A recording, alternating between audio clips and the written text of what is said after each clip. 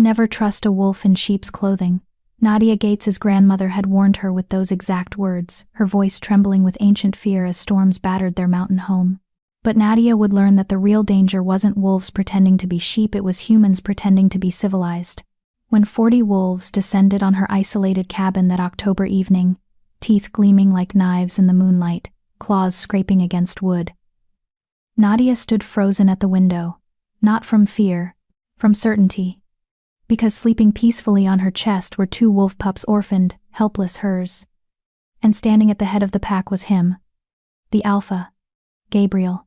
His golden eyes found her through the glass, saw the pups, saw her protective stance, and something shifted, something primal and irrevocable. Nadia understood in that heartbeat. She'd just become either the pack's greatest treasure or their most justified kill. Chapter 1. The Unwanted Daughter. The town of Millbrook existed in the kind of perpetual gray that made people forget what color looked like. Nestled between mountains that seemed to lean inward, as if trying to crush the valley beneath, it was a place where dreams came to die quietly. Nadia Gates had lived there for 23 years, and in all that time, she'd never once felt like she belonged. "You're late again." Her stepmother, Carol Cooper, didn't look up from the kitchen counter where she was arranging fresh flowers, expensive ones, the kind that cost more than Nadia's weekly grocery budget. "Sophie had to cover your shift at the diner." Again. Nadia set down her backpack, mud-stained from the hike through the forest. I don't care where you were."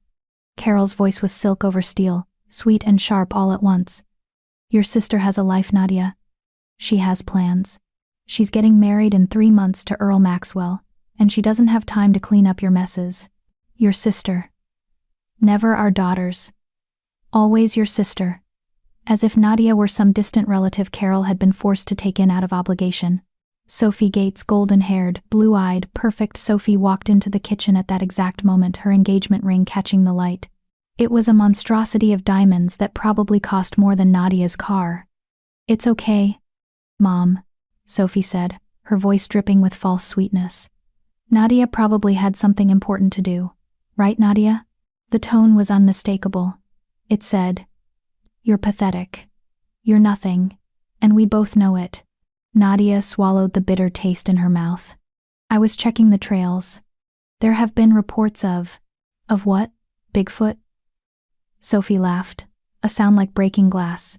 "God, Nadia, you're still doing that wildlife tracker nonsense?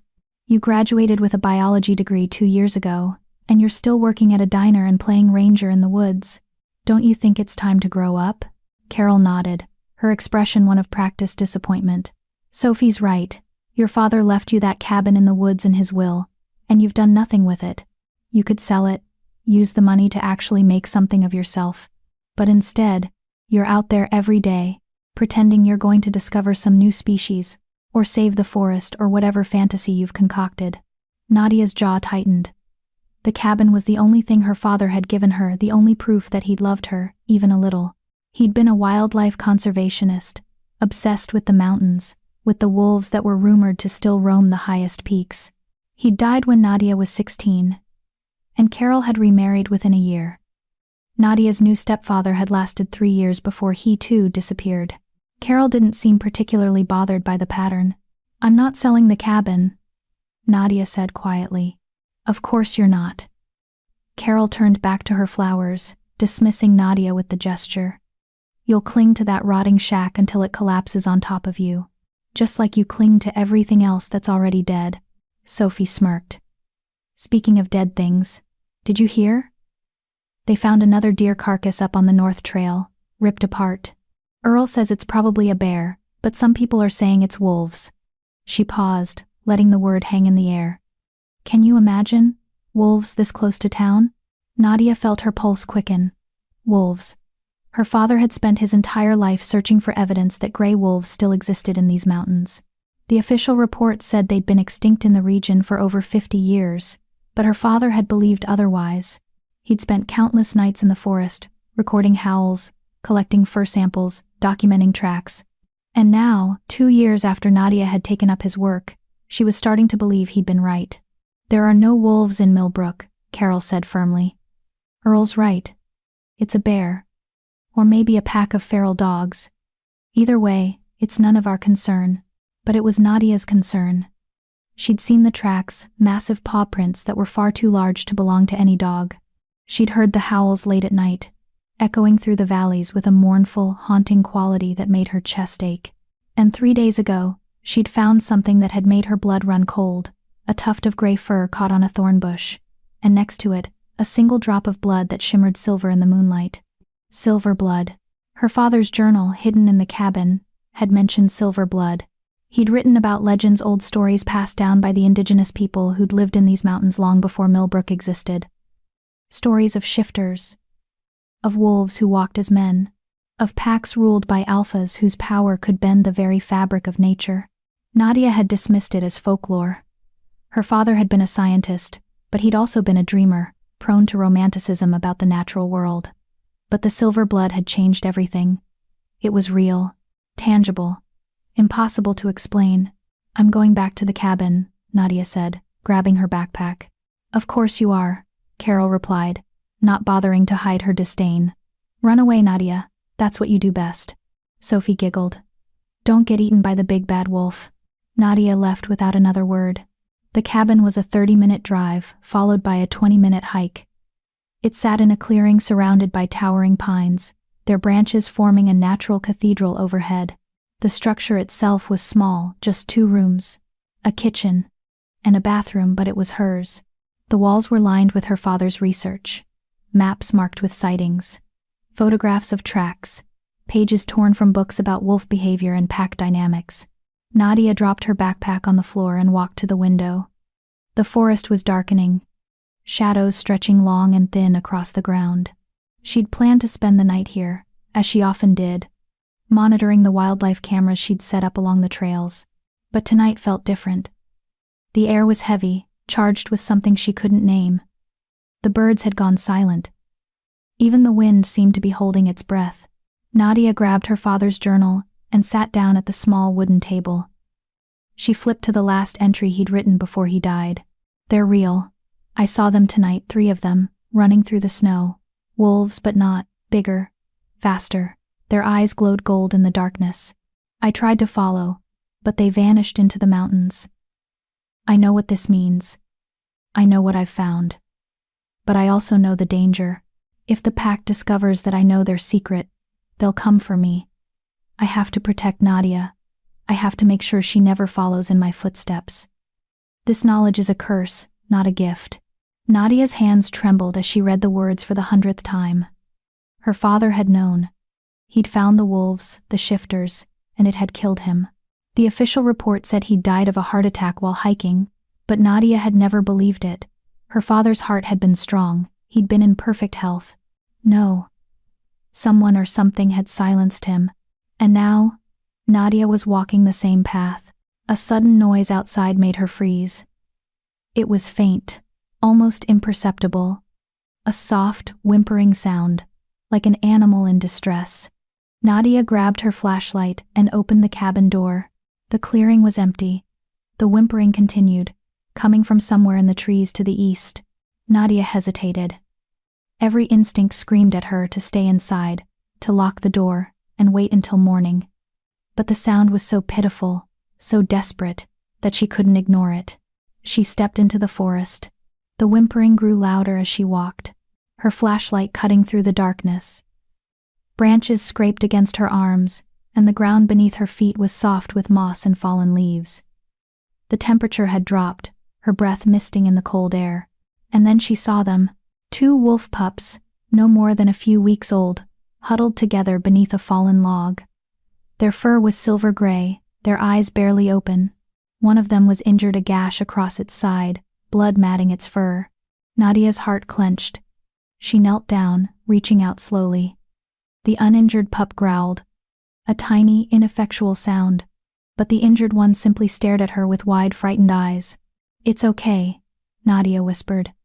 "I'm not going to hurt you." She carefully picked up the injured pup, cradling it against her chest. It was so small, so fragile. The other pup whined, pawing at her leg. "I'll take you both," Nadia said, scooping up the second pup with her free arm. "I'll keep you safe." She didn't know where their mother was. She didn't know if they'd been abandoned or if something had happened to the rest of their pack. All she knew was that she couldn't leave them here to die. Nadia carried the pups back to the cabin, her mind racing. She had medical supplies, bandages, antiseptic, pain medication for animals. She'd treated injured wildlife before. She could do this.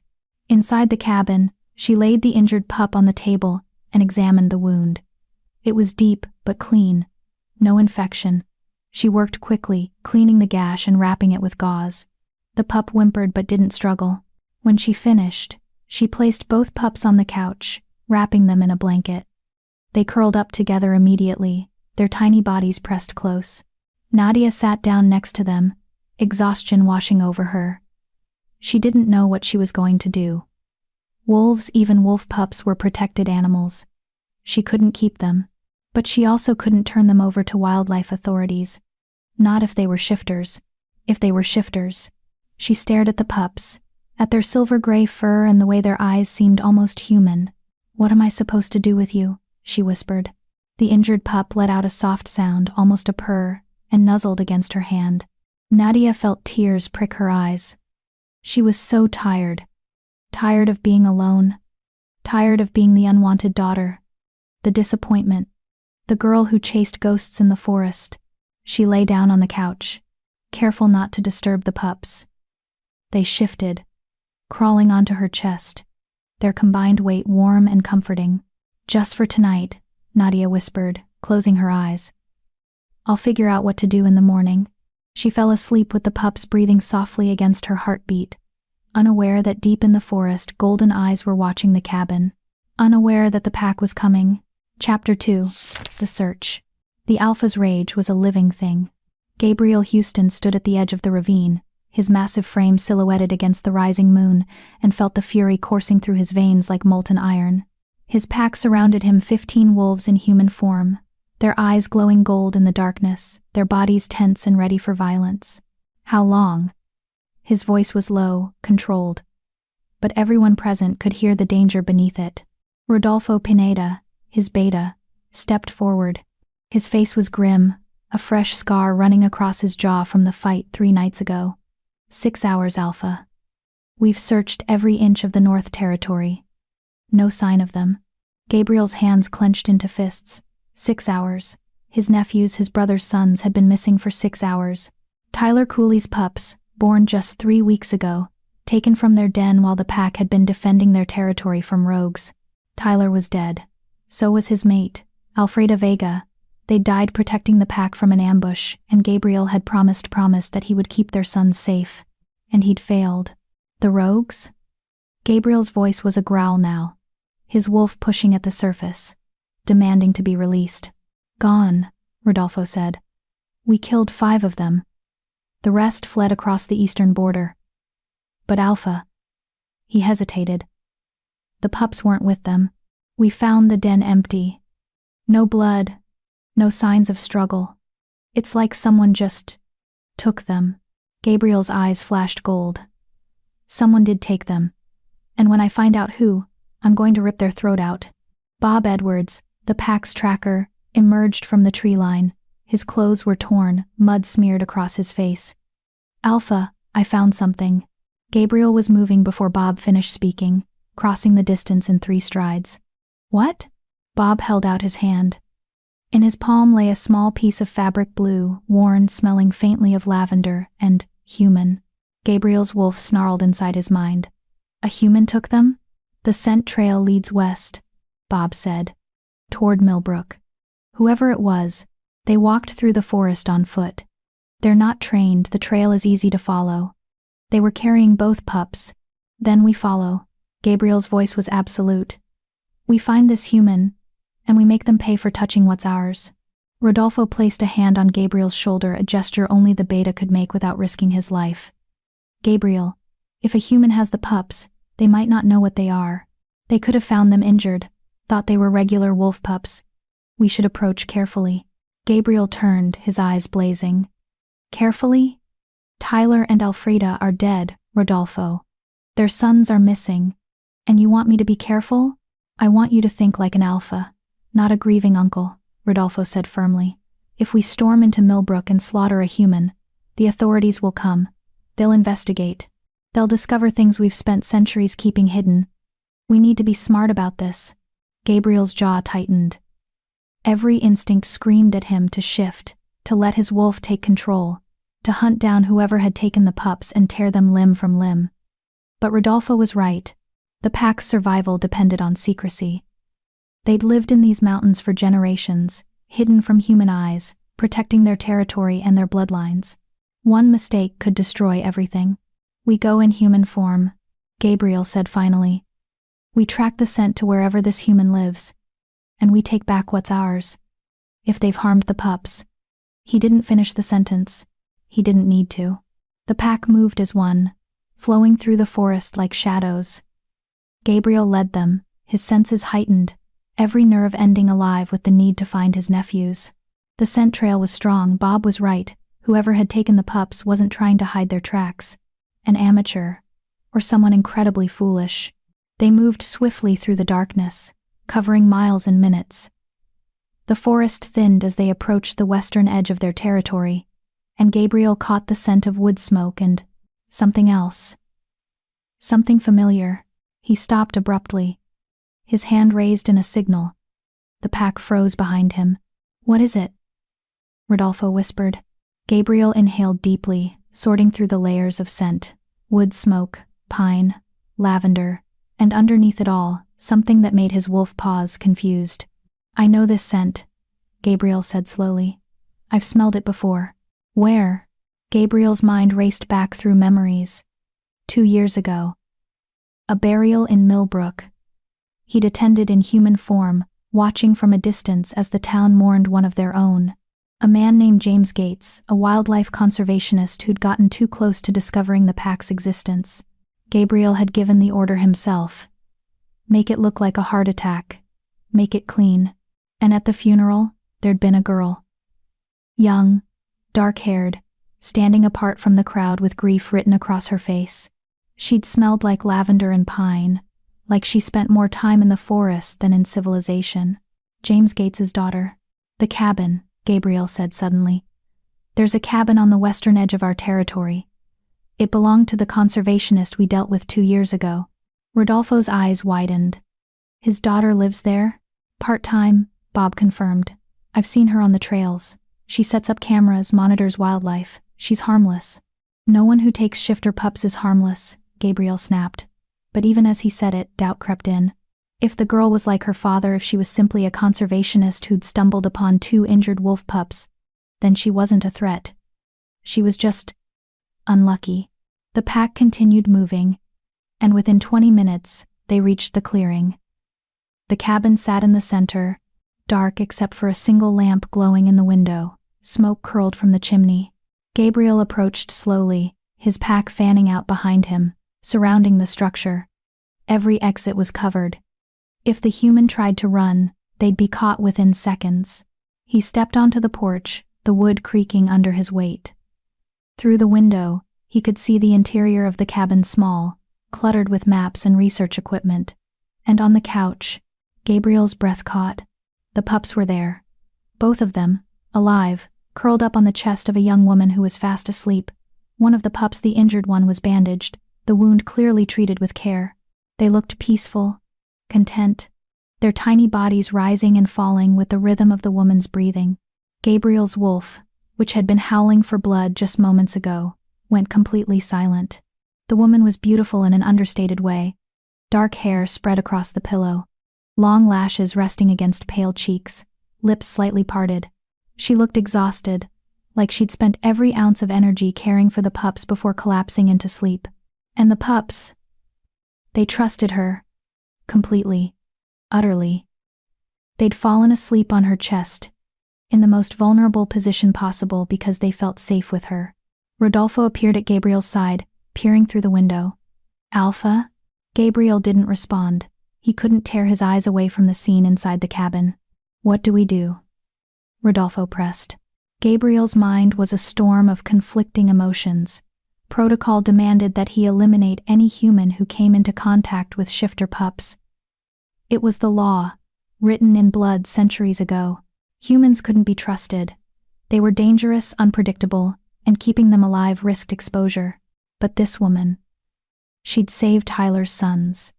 She'd found them injured and alone, and instead of abandoning them or turning them over to authorities, she'd brought them to safety. She'd cleaned the wound, bandaged it, kept them warm. She'd shown them mercy. "Alpha," Rodolfo said again, his tone urgent. "The pack is waiting for your order." Gabriel turned to face his beta. "Tell them to hold position. No one enters the cabin." "What, Gabriel? We need to." I said, "Hold position." Gabriel's voice was alpha command, the kind that couldn't be disobeyed. Rodolfo's jaw snapped shut, his wolf submitting instantly. Gabriel turned back to the window. He needed to think. Needed to understand what he was feeling.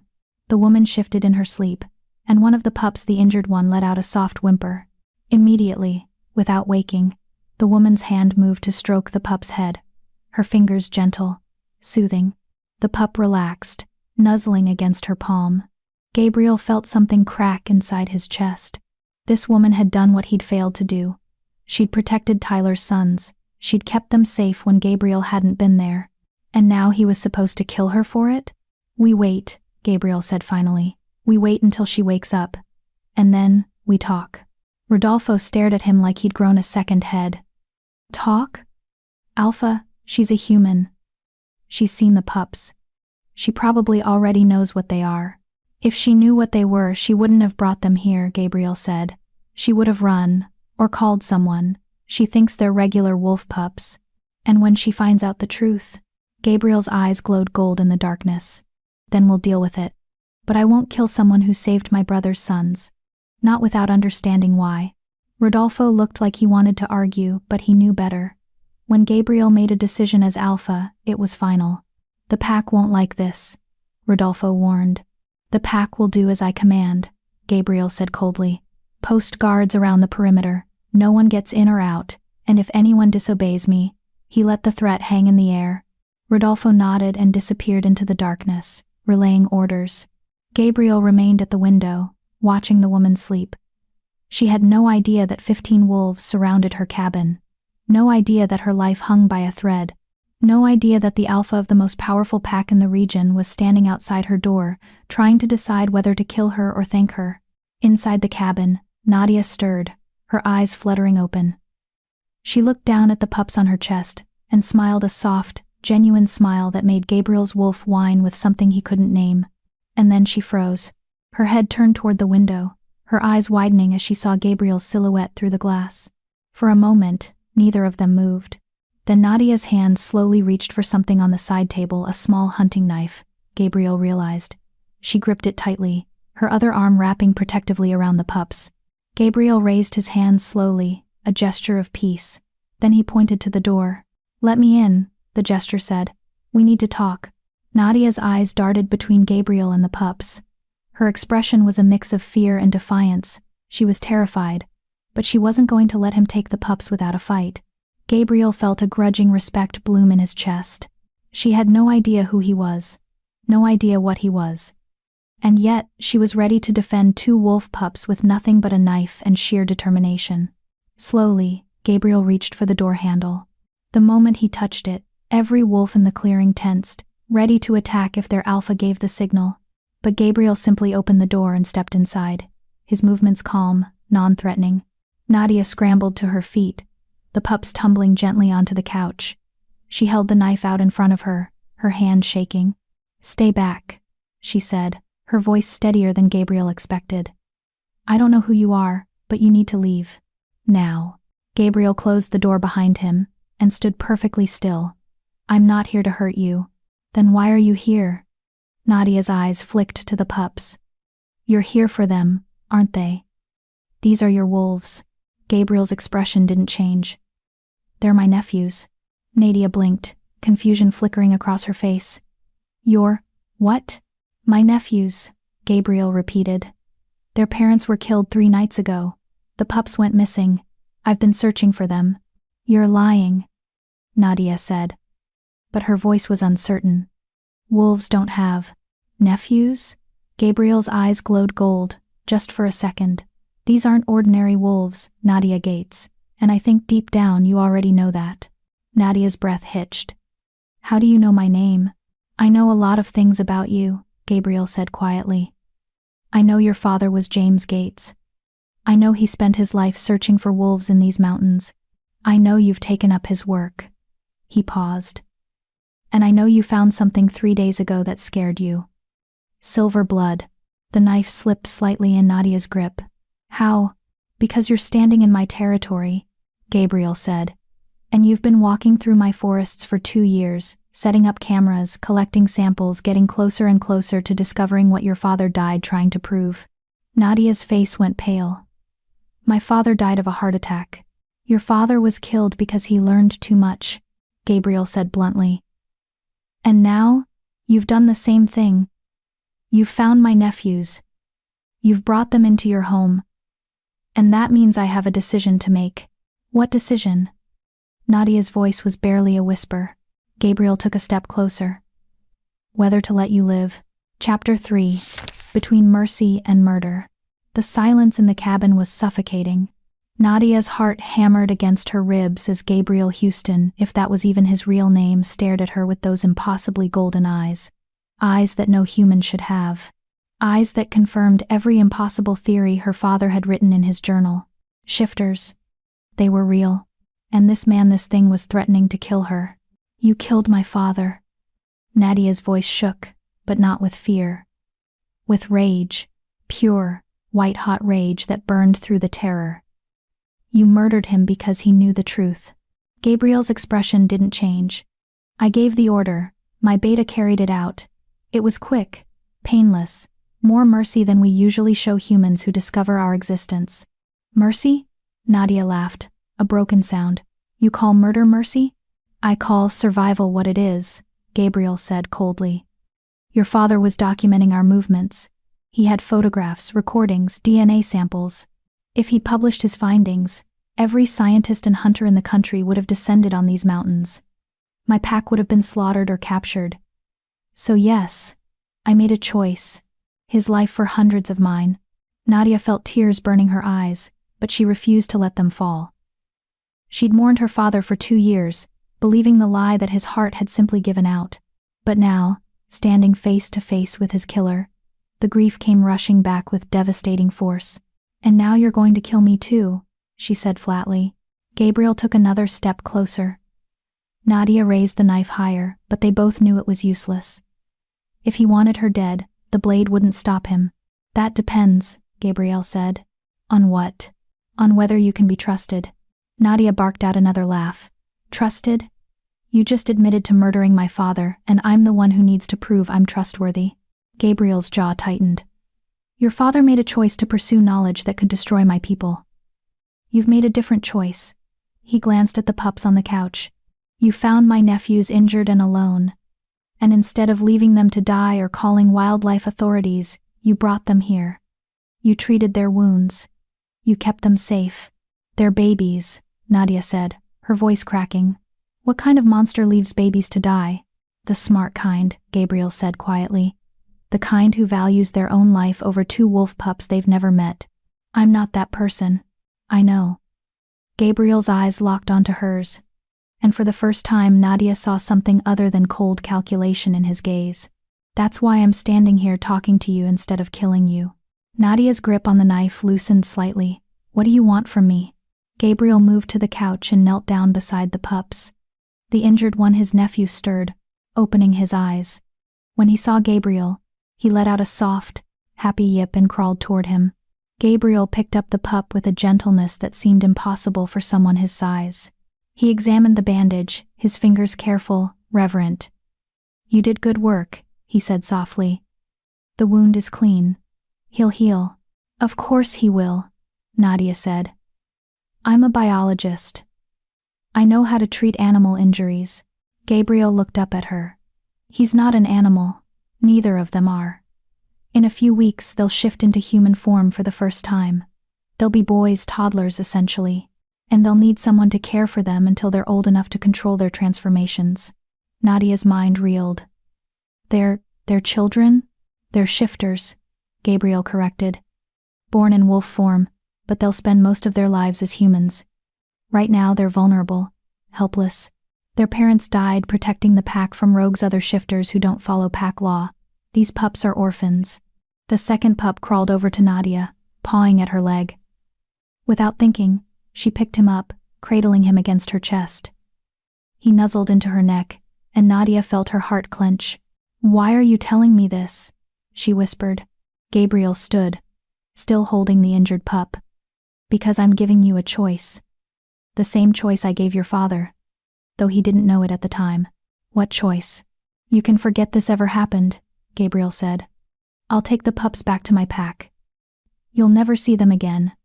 And in exchange, you'll stop your research.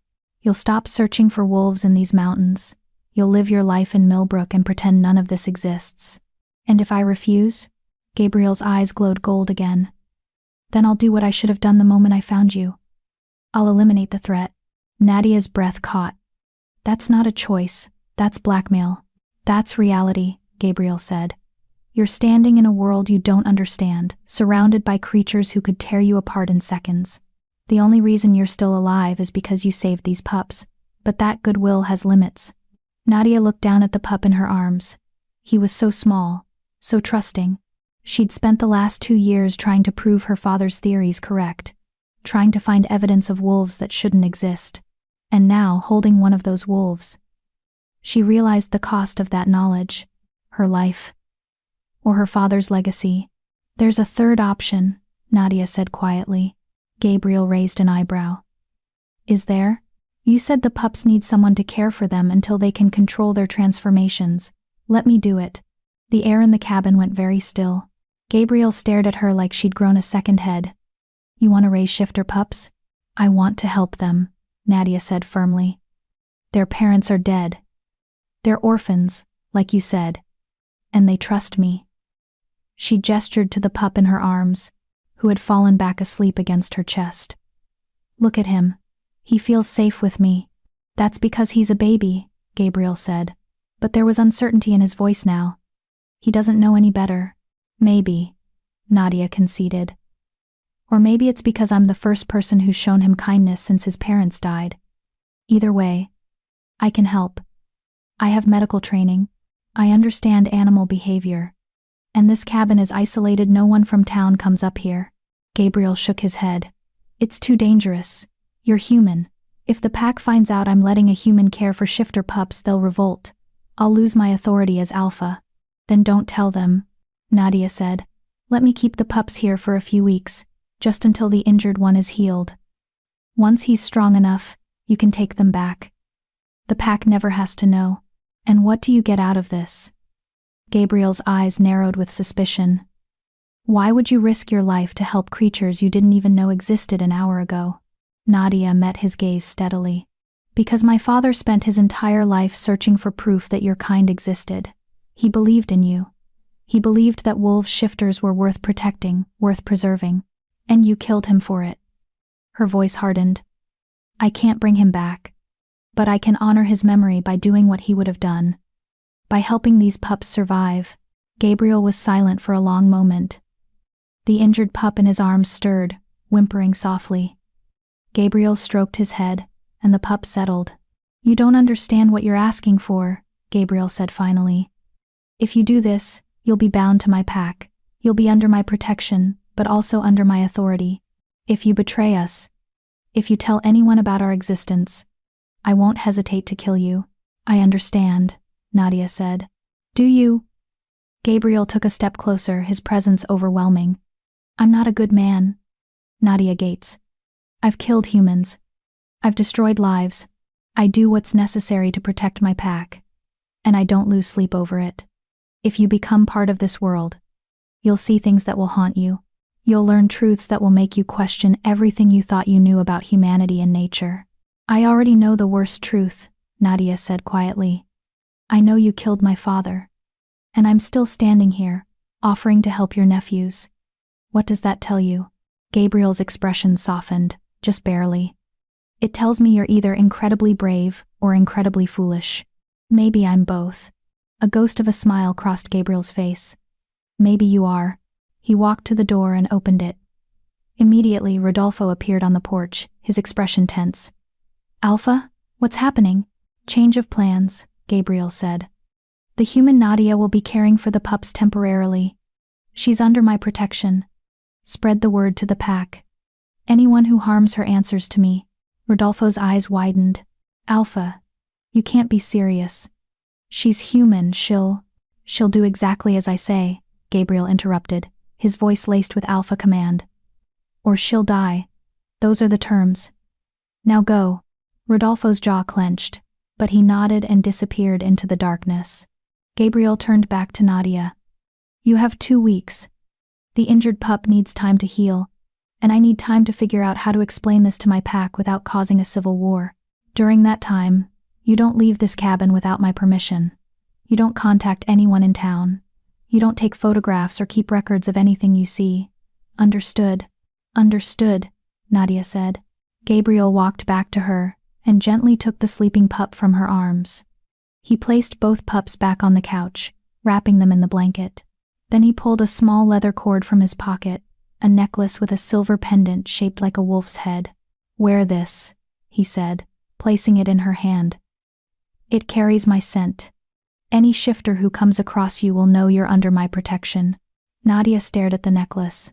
The silver was warm, almost alive in her palm. What happens after 2 weeks? Gabriel's golden eyes bore into hers. That depends on you. If you've proven yourself trustworthy, we'll discuss long-term arrangements. If not. He didn't finish the sentence. Nadia slipped the necklace over her head. The pendant rested against her chest, heavy and strange. I won't betray you, she said. You'd better not, Gabriel replied. Because if you do, your father's death will look merciful compared to what I'll do to you. He turned to leave, then paused at the door. I'll send someone by tomorrow with supplies, food for you and the pups, medical equipment, anything you need. Don't try to leave the cabin. My wolves are watching. Wait, Nadia called out.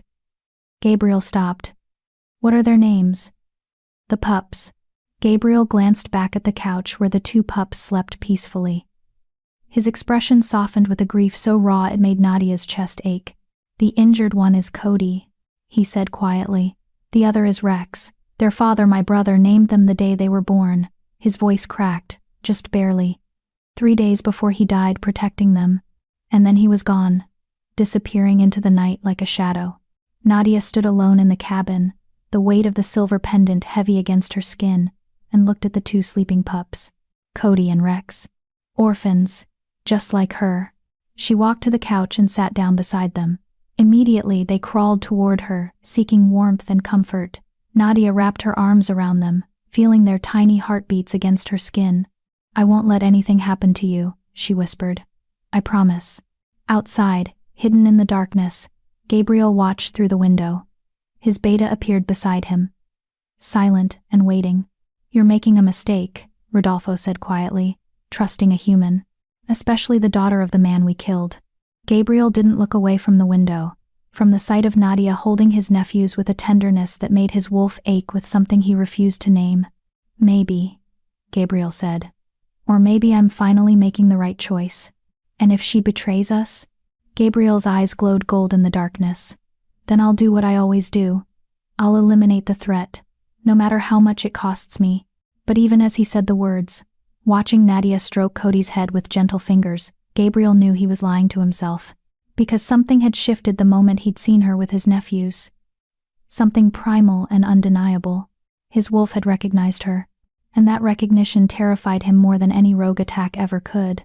Like this video if you believe Nadia deserves better than this. Better than being trapped between a monster's mercy and a promise she might not survive keeping. Because people like Nadia need an audience that won't abandon them when the wolves close in. Drop a comment if Nadia's pain is your pain too. Tell me, would you have made the same choice, or would you have run the moment those golden eyes appeared in the darkness? Chapter 4. When Monsters Show Their Hearts. The first 3 days were the hardest.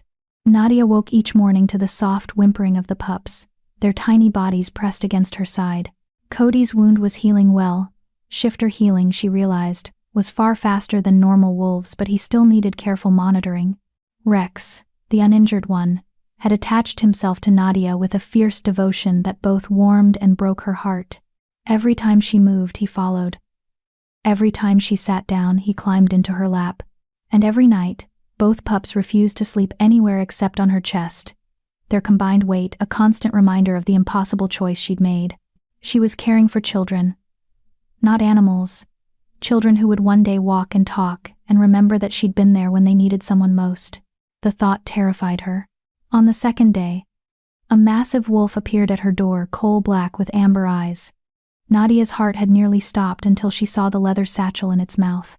The wolf dropped the bag on the porch, fixed her with an unreadable stare, then vanished into the forest. Inside the satchel, formula specifically designed for shifter pups, medical supplies, dried meat, canned goods, and a handwritten note in sharp, angular script. Mix 1 scoop of formula with warm water, 3 times daily. Keep the bandage clean and dry. Change it every 12 hours. If Cody's temperature spikes above 102 degrees Fahrenheit, use the emergency contact number below. Don't make me regret this decision. G. A phone number was scrawled at the bottom. Nadia had stared at the note for a long time, her fingers tracing the harsh lines of Gabriel's handwriting. He'd thought of everything the pup's dietary needs, her safety, even emergency protocols. It was almost considerate, which made him more dangerous somehow. Monsters were supposed to be simple, easy to hate. Gabriel Houston was neither. Now, on the 4th morning, Nadia sat on the cabin's porch steps, watching Cody and Rex play in the clearing. Cody was still moving carefully, favoring his injured side, but Rex kept trying to coax him into roughhousing. The sight made Nadia smile despite herself. They were so normal. So innocent. You're good with them. Nadia jerked around, her hand instinctively reaching for the knife at her belt. Gabriel stood at the edge of the tree line, appearing as silently as smoke. He was wearing dark jeans and a fitted black shirt that emphasized his intimidating frame. His golden eyes tracked the pups with an intensity that made Nadia's pulse quicken. "How long have you been watching?" she asked, forcing her voice to remain steady. "Long enough." Gabriel stepped into the clearing, and immediately, both pups perked up. Rex let out an excited yip and bounded toward him, while Cody followed more slowly. Gabriel knelt down, and the transformation in his demeanor was startling. The cold, calculating alpha disappeared, replaced by something softer, more human. He scooped up both pups, holding them close as they nuzzled his neck, and whined happily. "Hey, little warriors," he murmured, his voice low and gentle. "You're getting stronger." "Good." Nadia watched the interaction with a strange tightness in her chest. This was the uncle, not the alpha. The man who'd lost his brother and was trying desperately to keep his brother's children safe. "They miss you," Nadia said quietly. "Every time they hear something in the forest, they perk up, hoping it's you." Gabriel's jaw tightened. "I can't be here as often as I'd like. The pack is restless. They know the pups are alive, but they don't know where. Some of them think I've hidden them away to keep them safe from rogues. Others think," he trailed off. "Others think what?" Gabriel looked up at her, and there was something dark in his eyes. "Others think I've gone soft, that I'm compromising pack security for sentiment." "Are you?" "Yes." The admission was blunt, almost angry. "My brother died 4 days ago. His mate died beside him. I should be focused on hunting down the rogues who attacked us, on securing our borders, on maintaining order. Instead, I'm standing in a human's cabin, watching my nephews play, and wondering if I'm making the worst mistake of my life." Nadia stood up and walked down the steps, stopping a few feet from Gabriel. "They need you," she said. "Not the alpha. You, their uncle. The only family they have left. They have the pack. The pack isn't you." Nadia gestured to the pups, who were now climbing all over Gabriel like he was a jungle gym. "Look at them. They know you. They love you. Whatever else you are, whatever you've done, you're the person they trust most in this world." Gabriel's expression cracked, just for a moment. Grief and guilt and something raw and painful flashed across his face. "I failed them," he said hoarsely. "I promised Tyler I'd protect his family, and I let him die." "You didn't let him die," Nadia said firmly. "He made a choice to protect the pack. That's not your fault, isn't it?" Gabriel's eyes blazed gold. I'm the alpha. Everything that happens to my pack is my responsibility. Every death, every injury, He stopped, his throat working. Tyler was my little brother. I was supposed to keep him safe. Nadia took a risk. She stepped closer, close enough that she could feel the heat radiating from Gabriel's skin. You can't protect everyone all the time. You're not invincible, even if you pretend to be. Gabriel stared at her. Something dangerous and vulnerable warring in his expression. You don't know what you're talking about, don't I? Nadia met his gaze steadily. I lost my father. Because someone you decided he was a threat. I've spent 2 years grieving him, blaming myself for not seeing the signs, for not saving him somehow. I know what guilt feels like, Gabriel. I know what it's like to carry the weight of someone's death and wonder if you could have stopped it. Gabriel's jaw clenched. Your father's death was necessary, was it? Nadia's voice sharpened. Or was it just easier than trusting him? Easier than taking the risk that he might have understood, might have kept your secret, might have helped you. I couldn't take that risk. No, Nadia agreed. You couldn't, because you're an alpha, and alphas don't take risks with their pack's safety. They make the hard choices. They sacrifice individuals for the collective. I understand that. She paused. But that doesn't mean those choices don't cost you. Gabriel looked away, his grip on the pups tightening slightly. Cody whined softly, and Gabriel immediately loosened his hold, stroking the pup's head in apology. Why are you doing this? Gabriel asked quietly. Why are you helping me? You should hate me. I do hate you. Nadia said honestly.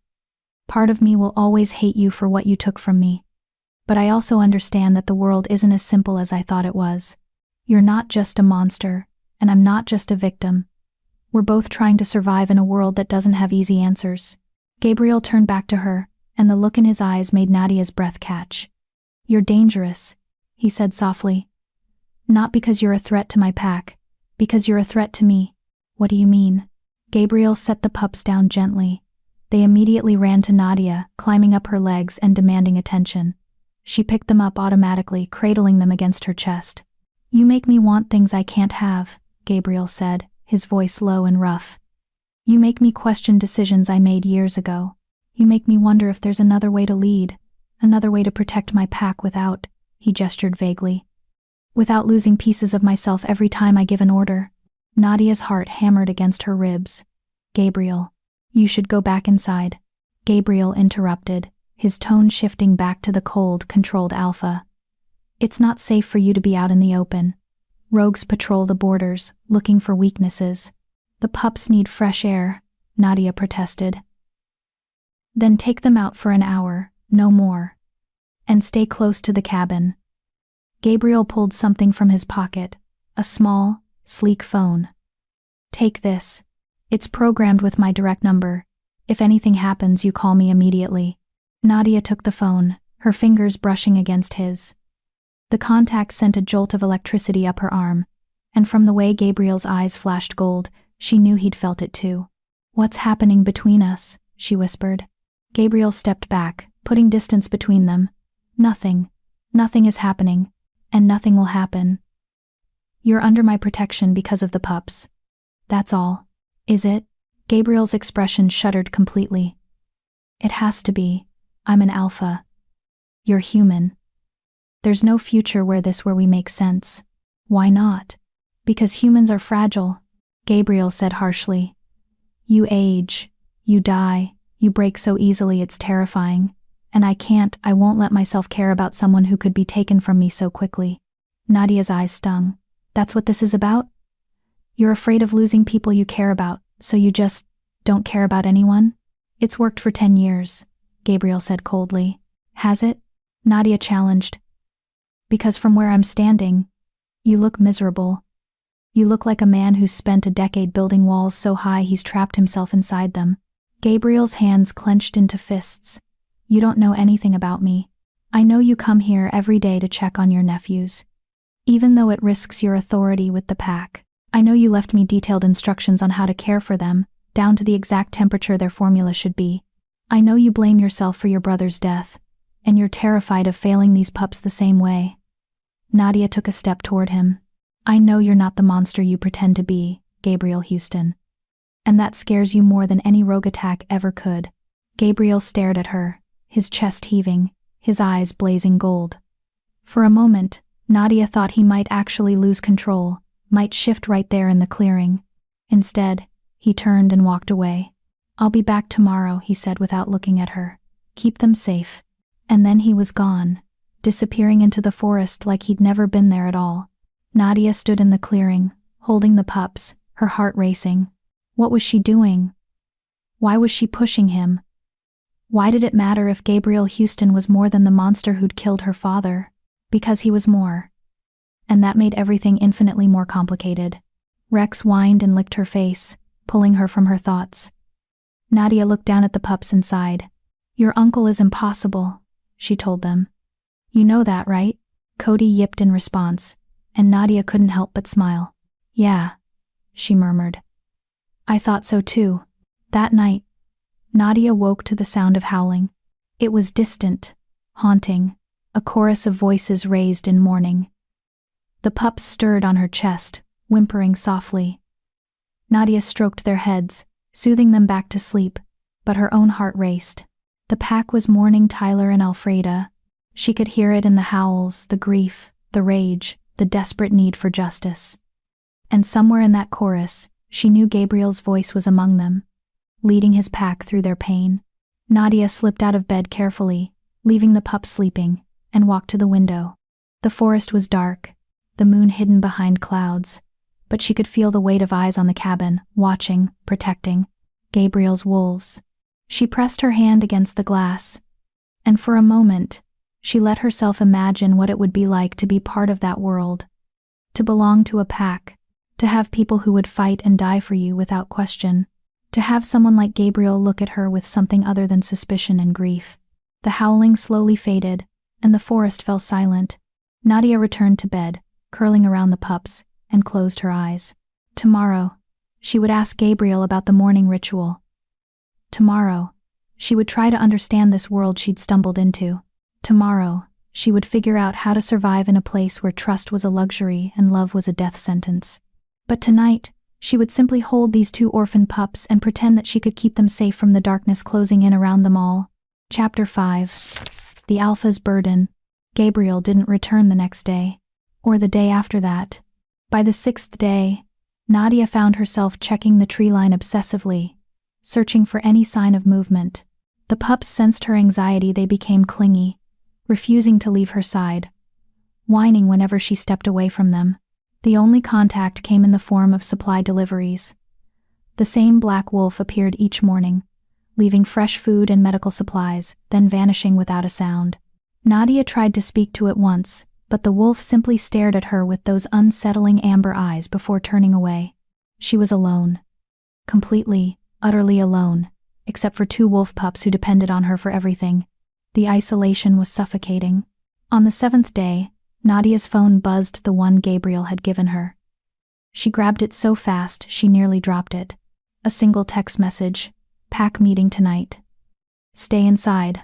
Lock the doors. Don't go outside, no matter what you hear. G. Nadia's stomach twisted. Don't go outside no matter what you hear. What was going to happen? She spent the day preparing.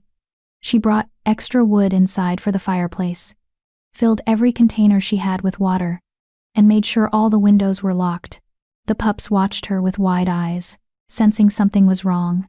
It's okay, Nadia told them, though her voice shook. Everything's going to be okay. She didn't believe it.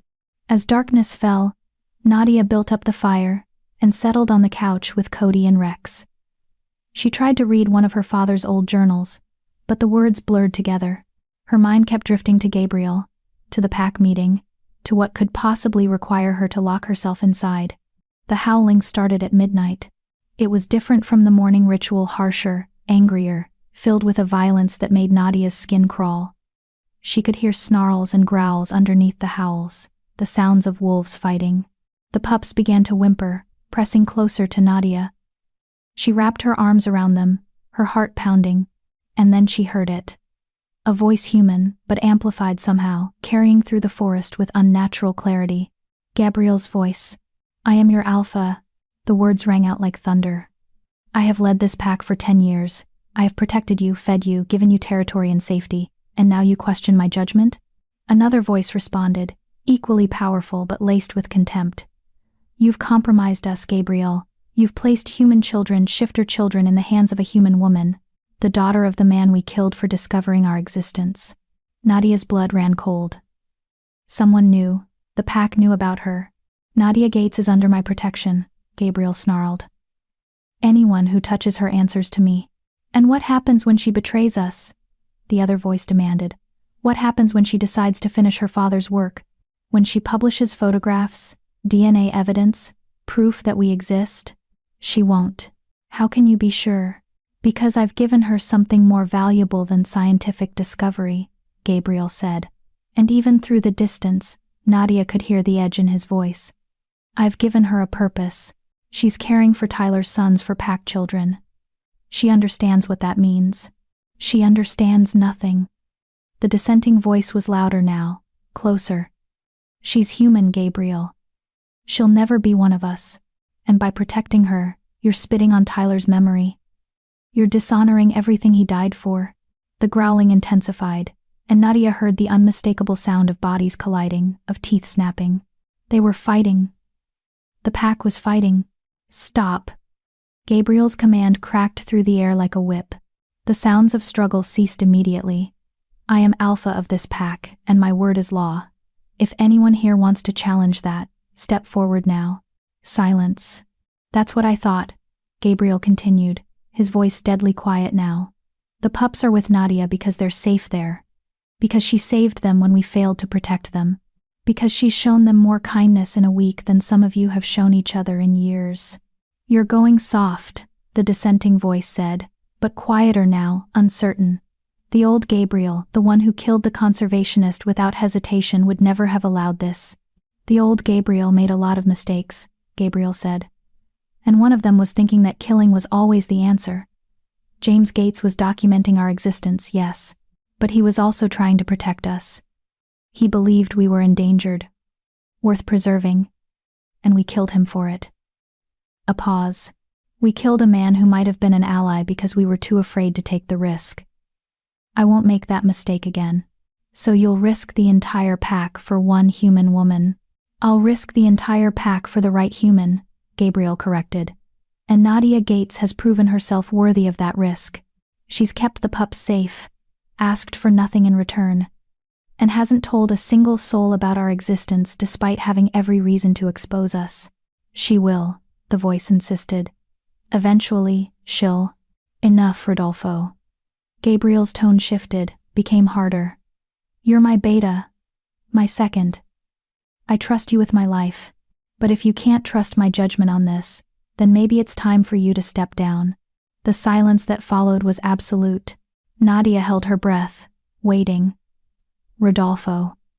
That was the name of Gabriel's second in command, the one who'd wanted to kill her the first night. I won't challenge you, Rodolfo said finally, but I won't pretend to support this decision either.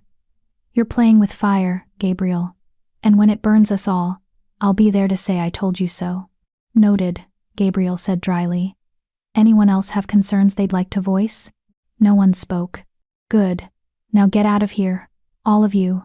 I need to think.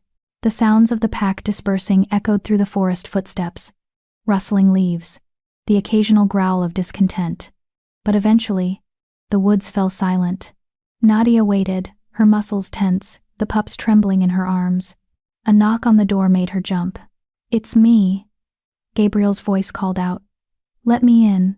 Nadia hesitated, then carefully set the pups on the couch and walked to the door. She unlocked it slowly, her hand shaking. Gabriel stood on the porch, and Nadia's breath caught. He looked wrecked. His shirt was torn, blood streaking across his chest and arms. His face was bruised, one eye swelling shut. His knuckles were split and bleeding. Oh my God, Nadia breathed. What happened? Pack discipline, Gabriel said flatly. Can I come in?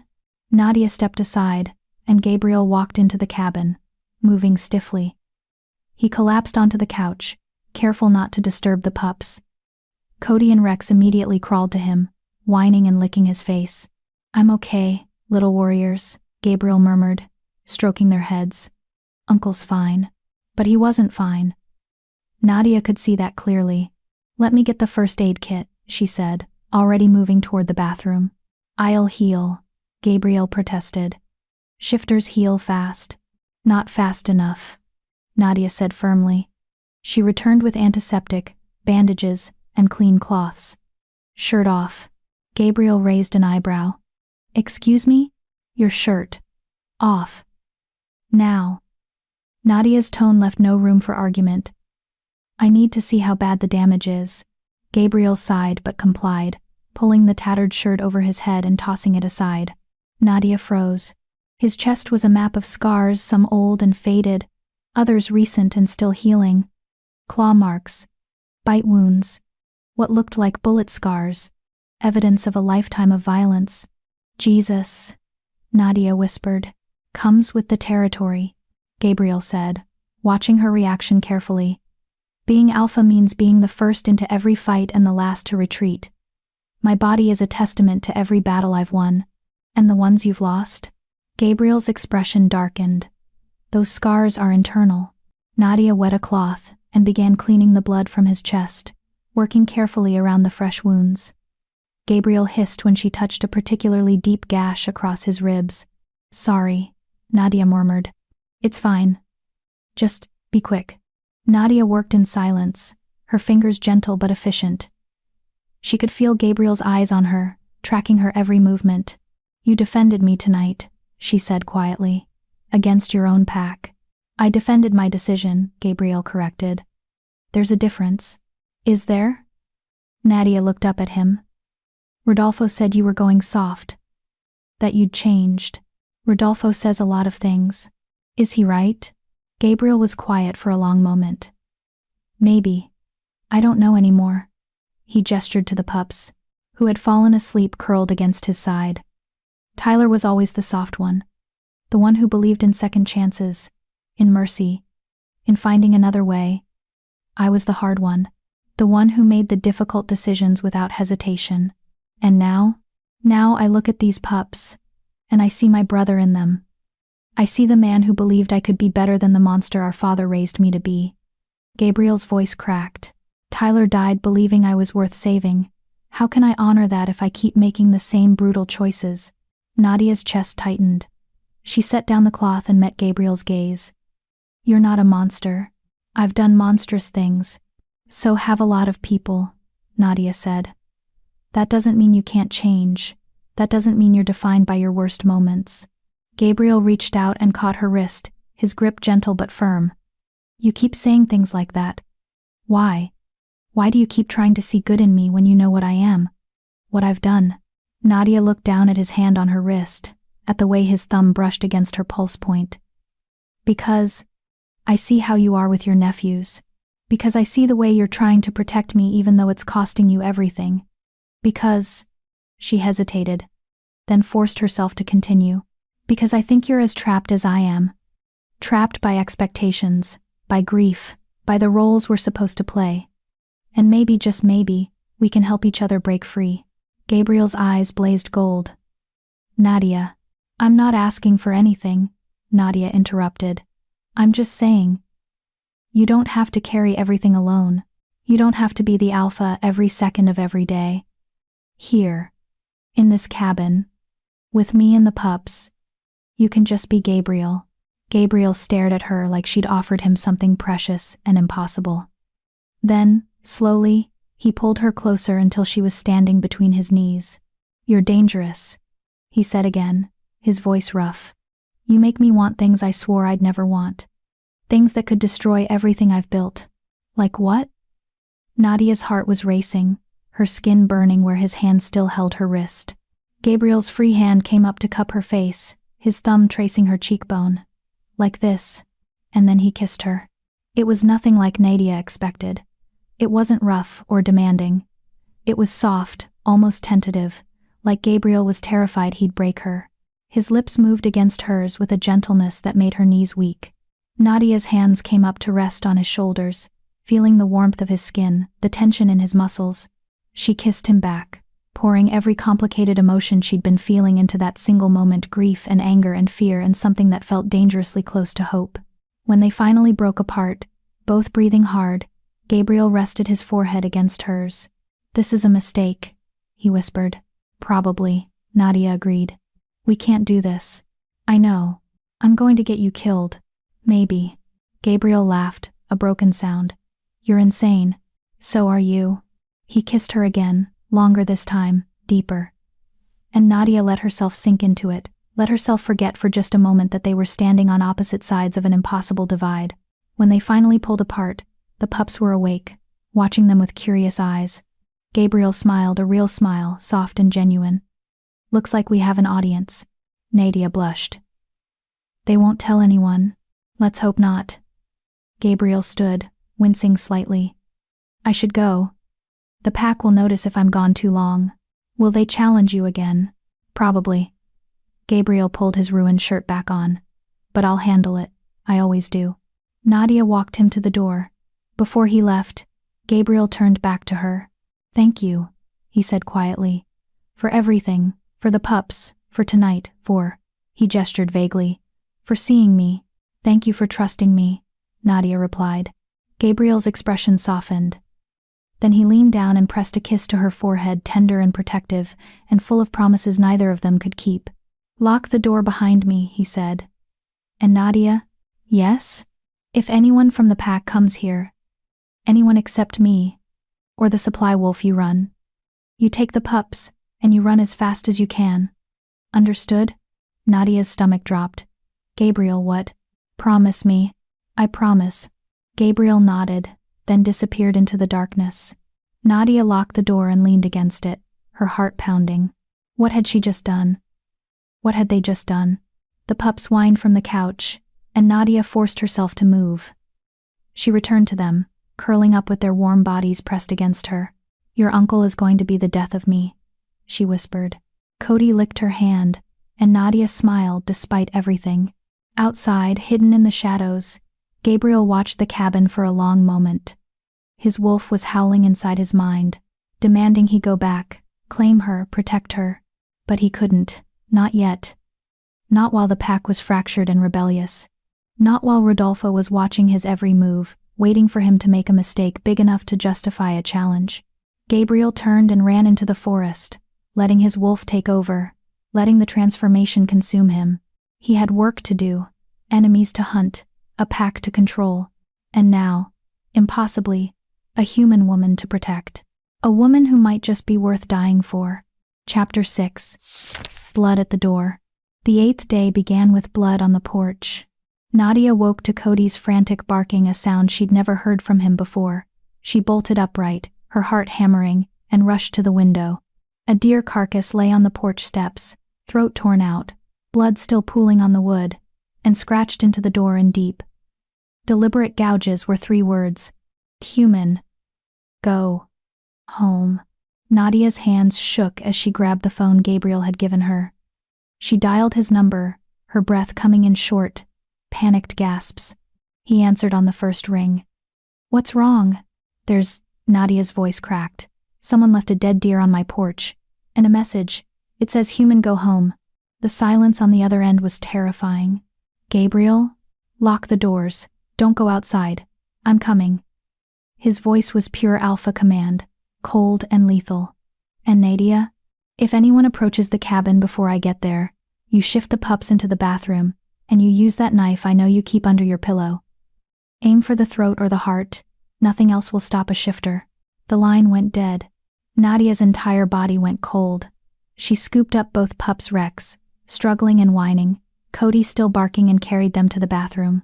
She set them down gently, then grabbed her father's hunting knife from beneath her pillow. The blade was silver. Her father had insisted on silver for everything. Knives, bullets, even the buckles on his boots. At the time, Nadia had thought it was paranoia. Now she understood. Her father had known exactly what lived in these mountains. She returned to the main room and positioned herself by the window, knife gripped tightly, watching the tree line. Minutes crawled by like hours. Then she saw movement. Not Gabriel. Someone else. A woman emerged from the forest, tall, muscular, with dark hair pulled back in a severe braid. Her eyes glowed amber in the early morning light. She walked toward the cabin with deliberate slowness, her gaze fixed on the door. Nadia's grip on the knife tightened. The woman stopped at the edge of the porch, tilting her head as she studied the bloody message carved into the door. Then she looked directly at the window where Nadia stood. "I can smell your fear, human," the woman called out, her voice carrying easily. "It's intoxicating. Like honey and terror mixed together." Nadia didn't respond. Her father's journal had been clear. Never show weakness to a predator. The woman smiled, revealing teeth that were just slightly too sharp. "My name is Alyssa Cross. I was Tyler's friend, his packmate, and I want to know why his sons are sleeping under the same roof as the daughter of the man who tried to destroy us." "I didn't try to destroy anyone," Nadia said, her voice steadier than she felt. "I saved the pups. I brought them here when they were injured and alone." "So noble," Alyssa said mockingly. "The compassionate human, saving poor helpless wolf pups. Tell me, Nadia Gates, did you know what they were when you found them? Or did you think you'd stumbled upon some rare species you could catalog and study, just like your father?" "I knew they needed help," Nadia said. "That's all that mattered." Alyssa's smile vanished. "Liar.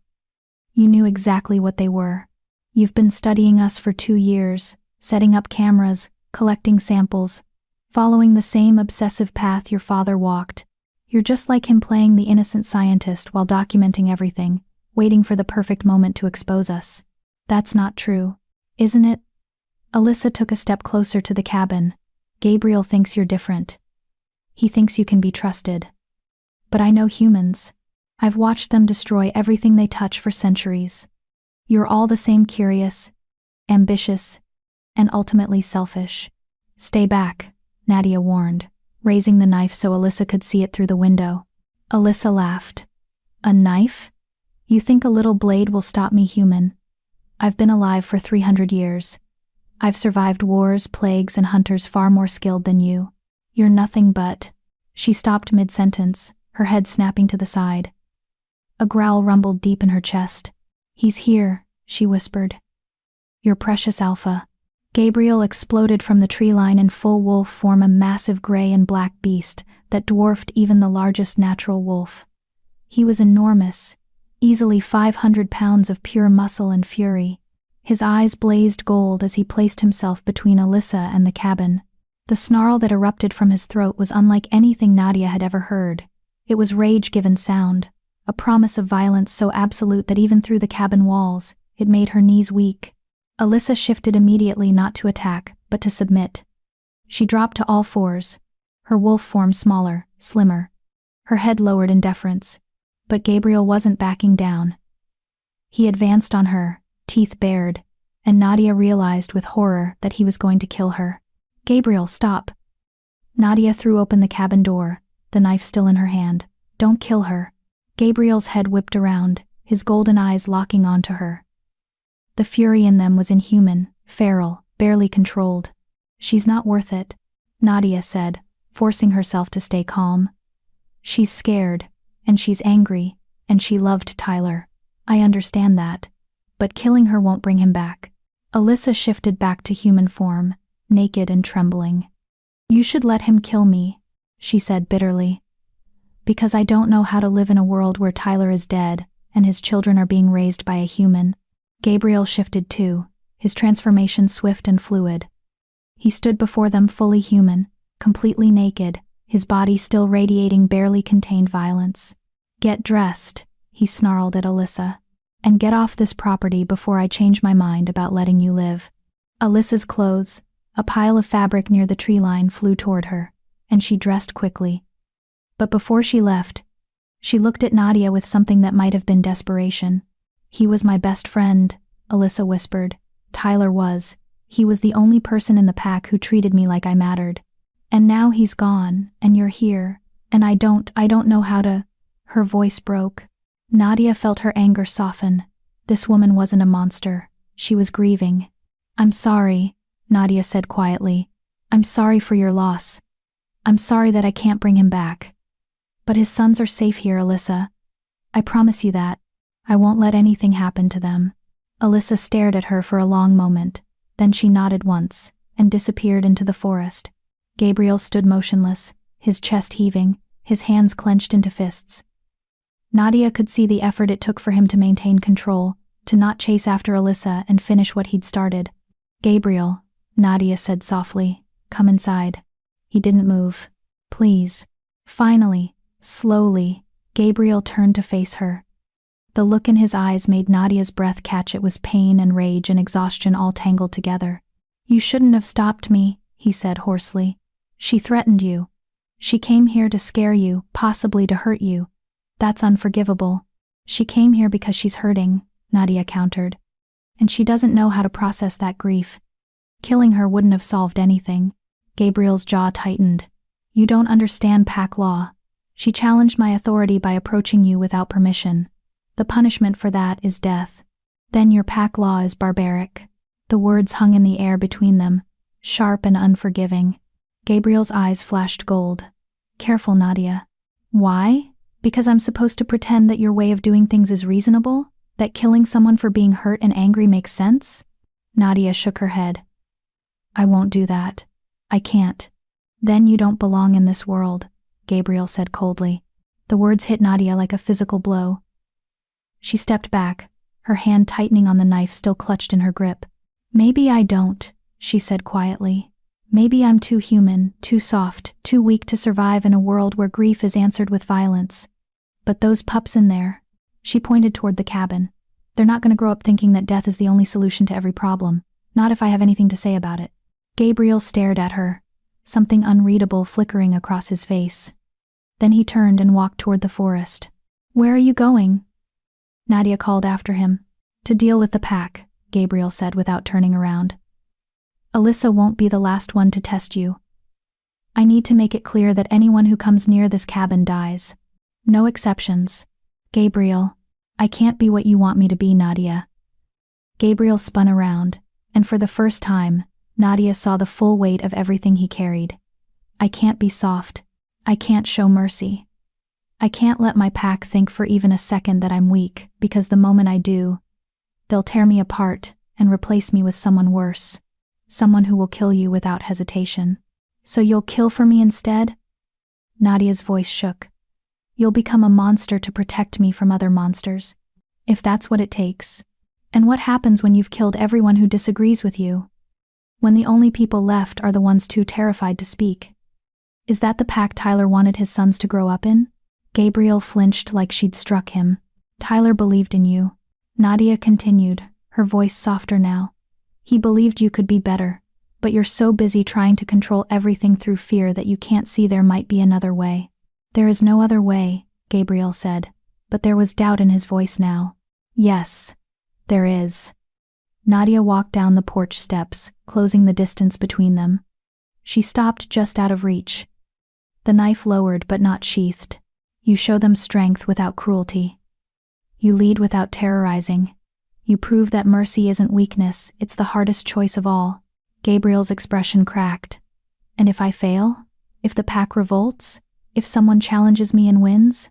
Then you'll know you tried," Nadia said simply. "You'll know you honored Tyler's memory by trying to be the alpha he believed you could be." Gabriel closed his eyes, his whole body trembling with the effort of holding himself together. When he opened them again, the gold had faded, replaced by something achingly human. "I don't know how to be that person," he admitted. "I don't know how to lead without fear." "Then learn." Nadia reached out and took his hand, feeling the calluses, the scars, the evidence of a lifetime of violence. "Learn with me. Learn with the pups. Learn with your pack. You don't have to do it alone, Gabriel. You've never had to do it alone." Gabriel stared at their joined hands, then looked up at her face. "Why do you believe in me? After everything I've done, everything I am, why do you still think I'm worth saving?" "Because someone has to," Nadia said. "And maybe I see in you what Tyler saw. Someone capable of more than just survival, someone capable of actually living." Gabriel pulled her close, wrapping his arms around her so tightly she could barely breathe. He buried his face in her hair, and Nadia felt him shaking. "I'm so tired," he whispered. "I'm so tired of fighting, of killing, of being alone." "Then stop," Nadia murmured, her arms coming up to hold him. "Stop fighting alone. Let me help you. Let the pack help you. Let someone help you before you break." They stood like that for a long time, two broken people holding each other up in the ruins of everything they'd lost. Finally, Gabriel pulled back. His eyes were red-rimmed, but clearer than Nadia had ever seen them. "I need to address the pack," he said. "I need to make some changes. And he hesitated. "I need you to come with me." Nadia's eyes widened. "What?" "The pack needs to meet you. They need to see that you're not a threat. That you're—" Gabriel's voice softened. "That you're important. To the pups. To me." "Gabriel, they'll kill me." "Not if I'm standing beside you," Gabriel said firmly. "Not if I make it clear that you're under my protection, not as a prisoner, but as someone I've chosen to trust." "That's insane." "Probably." Gabriel smiled, a small, tentative thing. "But you said I should try another way. So I'm trying. Will you come?" Nadia looked back at the cabin, at the pups watching from the window with curious eyes. Then she looked at Gabriel, at this impossible, complicated, terrifying man who was somehow becoming the most important person in her world. "Okay," she said. "I'll come. But if they kill me, I'm haunting you forever." Gabriel laughed, a real laugh that transformed his entire face. "Deal." He reached for her hand, and Nadia took it. Together, they walked toward the forest, toward the pack, toward a future neither of them could predict. And behind them, in the cabin, two wolf pups watched their uncle and their guardian disappear into the trees, unaware that everything was about to change. Chapter 7. Before the pack. The pack's gathering place was a clearing deep in the heart of their territory, a space carved out over centuries, surrounded by ancient trees that stood like silent sentinels. As Gabriel led Nadia through the forest, she could feel eyes watching from every shadow, tracking their movement with predatory focus. Gabriel hadn't let go of her hand. His grip was firm, protective, and Nadia drew strength from it even as her heart threatened to beat out of her chest. "They won't attack," Gabriel said quietly, sensing her fear. "Not while you're with me." "What about when I'm not with you?" Gabriel's jaw tightened. "That's what this gathering is for. To establish that you're not prey.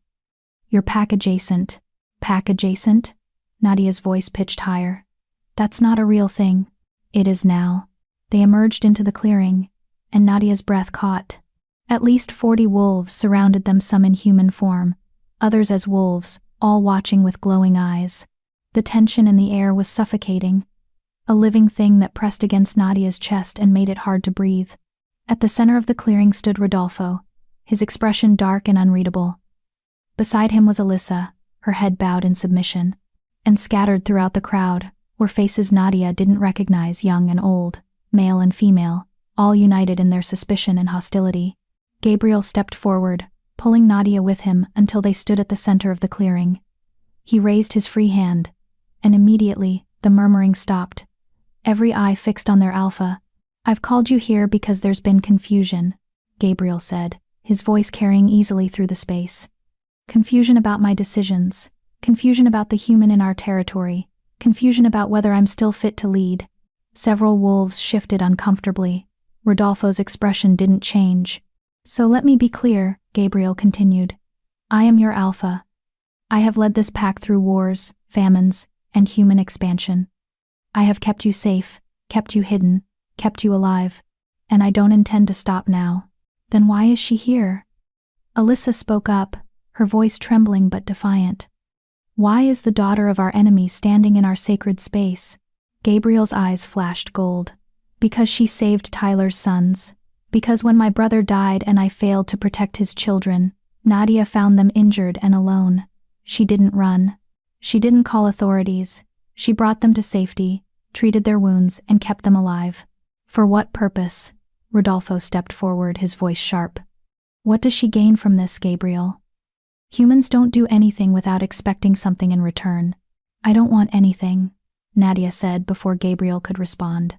Her voice shook, but she forced herself to meet Rodolfo's gaze. "I found 2 babies who needed help. That's all. You expect us to believe that?" Rodolfo's laugh was harsh. "Your father spent years trying to prove we existed. He took photographs, collected samples, documented our movements. And when he got too close, we eliminated him. Now here you are, following in his footsteps, and we're supposed to believe you have no agenda? My father believed you were worth protecting, Nadia said, anger giving her courage. He thought you were endangered, valuable, important. Yes, he documented you, but he never published his findings. He never told anyone. Do you know why? The crowd was silent. Because he loved these mountains, Nadia continued. He loved the wilderness, the mystery, the magic of knowing something extraordinary existed just beyond human understanding. Publishing his research would have destroyed that. Would have brought hunters and scientists and curiosity seekers. So he kept your secret, and you killed him for it. He was a threat, Rodolfo said coldly. He was your ally, Nadia shot back. And you were too afraid to see it. Murmurs rippled through the crowd. Several wolves exchanged glances, uncertainty flickering across their faces. Gabriel squeezed Nadia's hand, a warning to tread carefully. But she couldn't stop now. Not when she finally had their attention. I'm not asking to join your pack, Nadia said. I'm not asking for acceptance or friendship or anything beyond this. Let me care for those pups until they're strong enough to come home. Let me honor my father's memory by protecting what he died trying to preserve.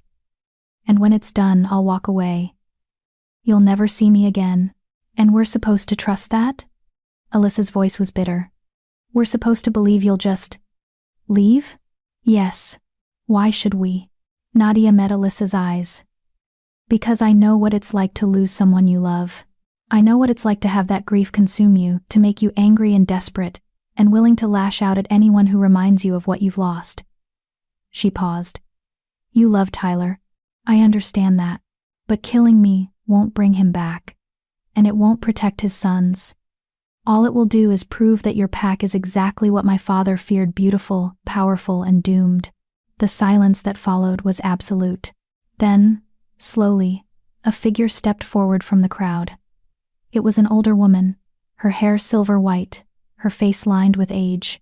She moved with the grace of someone who'd lived centuries. And when she spoke, her voice carried the weight of authority. I am Anne Figueroa, she said, elder of this pack. I've served under 5 alphas, including Gabriel. She turned to face him. You've led us well, Gabriel Houston. You've kept us safe, kept us strong, but you've also led with fear. With iron control that leaves no room for dissent, no space for mercy. Gabriel's expression went carefully blank. Are you challenging me, Anne? No. Anne's smile was sad. I'm asking you to remember what Tyler believed. That strength isn't just about dominance. It's about knowing when to bend before you break. She turned to Nadia.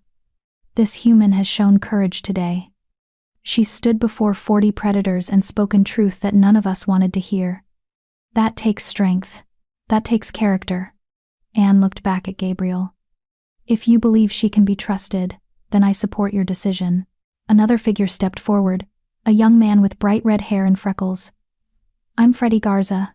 I grew up with Tyler. He was my best friend. His voice cracked, and if Tyler were here, he'd tell us to give her a chance. He always believed in second chances, in seeing the good in people. One by one, others began to step forward. Not all of them, but enough. Enough to show that Gabriel wasn't standing alone. But Rodolfo remained where he was, his expression dark, and behind him, a group of younger wolves, maybe 10 or 12, stood with arms crossed, clearly unconvinced. This is a mistake, Rodolfo said quietly. You're letting sentiment cloud your judgment, Gabriel. Tyler's death has made you soft. Gabriel's eyes blazed gold. Say that again. You're soft. Rodolfo emphasized each word. The old Gabriel, the one who protected this pack for a decade, would never have allowed a human this deep into our world. You've changed. And not for the better. You're right, Gabriel said, and shock rippled through the crowd. I have changed. Tyler's death showed me that ruling through fear has limits, that there are things worth more than absolute control. He looked at Nadia. She's one of them. Rodolfo's expression hardened. Then you leave me no choice. I formally challenge your leadership. I invoke the right of alpha challenge. The crowd erupted in gasps and shouts. Anne's face went pale. Freddie swore under his breath. And Gabriel? Gabriel simply smiled. Finally, he said softly. I've been waiting for you to grow a spine, Rodolfo. Nadia's blood ran cold. Gabriel, what? It's pack law, Gabriel said, not taking his eyes off Rodolfo. When an alpha's decisions are questioned, a beta can challenge for leadership. It's a fight to the death or submission. His smile turned predatory. I accept your challenge. Gabriel, no. Nadia grabbed his arm, but he gently removed her hand. This has been coming for a long time, Gabriel said quietly. Rodolfo has disagreed with almost every decision I've made since Tyler died. It's time to settle this. By killing each other? By establishing dominance, Gabriel corrected. If I win, my authority is absolute. No one questions my decisions again. If I lose, he shrugged. Then Rodolfo becomes alpha, and you run. You take the pups and you run as far and fast as you can. I'm not leaving you. Gabriel's expression softened. He cupped her face with one hand, his thumb brushing her cheekbone. You don't have a choice. If I fall, Rodolfo will kill you and the pups. He'll erase every trace of Tyler's bloodline and rule through absolute terror. That's who he is. Then don't fall, Nadia whispered. Gabriel pressed a kiss to her forehead. I don't intend to. He stepped away from her, moving to the center of the clearing. Rodolfo joined him, the two men circling each other like predators sizing up their prey. Anne moved to Nadia's side, her hand on Nadia's shoulder. Don't interfere, she warned quietly. No matter what you see, no matter how bad it gets, you cannot interfere. If you do, Gabriel will be disqualified and killed immediately. This is insane, Nadia breathed. This is pack law, Anne said grimly. And it's kept us alive for millennia. Gabriel began to shift, his body contorting, bones cracking and reforming. Within seconds, the massive gray and black wolf stood where the man had been. His eyes blazed gold, fixed on Rodolfo with lethal focus. Rodolfo shifted too. His wolf form was slightly smaller than Gabriel's, but faster, leaner, built for speed rather than raw power. They charged at each other, and Nadia's world exploded into violence. The two wolves collided with a force that shook the ground. Teeth flashed, claws raked, blood sprayed. They were moving so fast Nadia could barely track them, a blur of fur and fury and primal savagery. Rodolfo went for Gabriel's throat, but Gabriel twisted, catching Rodolfo's shoulder in his jaws and crushing down. Bone cracked. Rodolfo howled and pulled free, leaving strips of flesh in Gabriel's mouth. The fight was brutal, vicious, and absolutely merciless. There were no rules, no pause, no moment of respite, just two apex predators trying to kill each other with everything they had.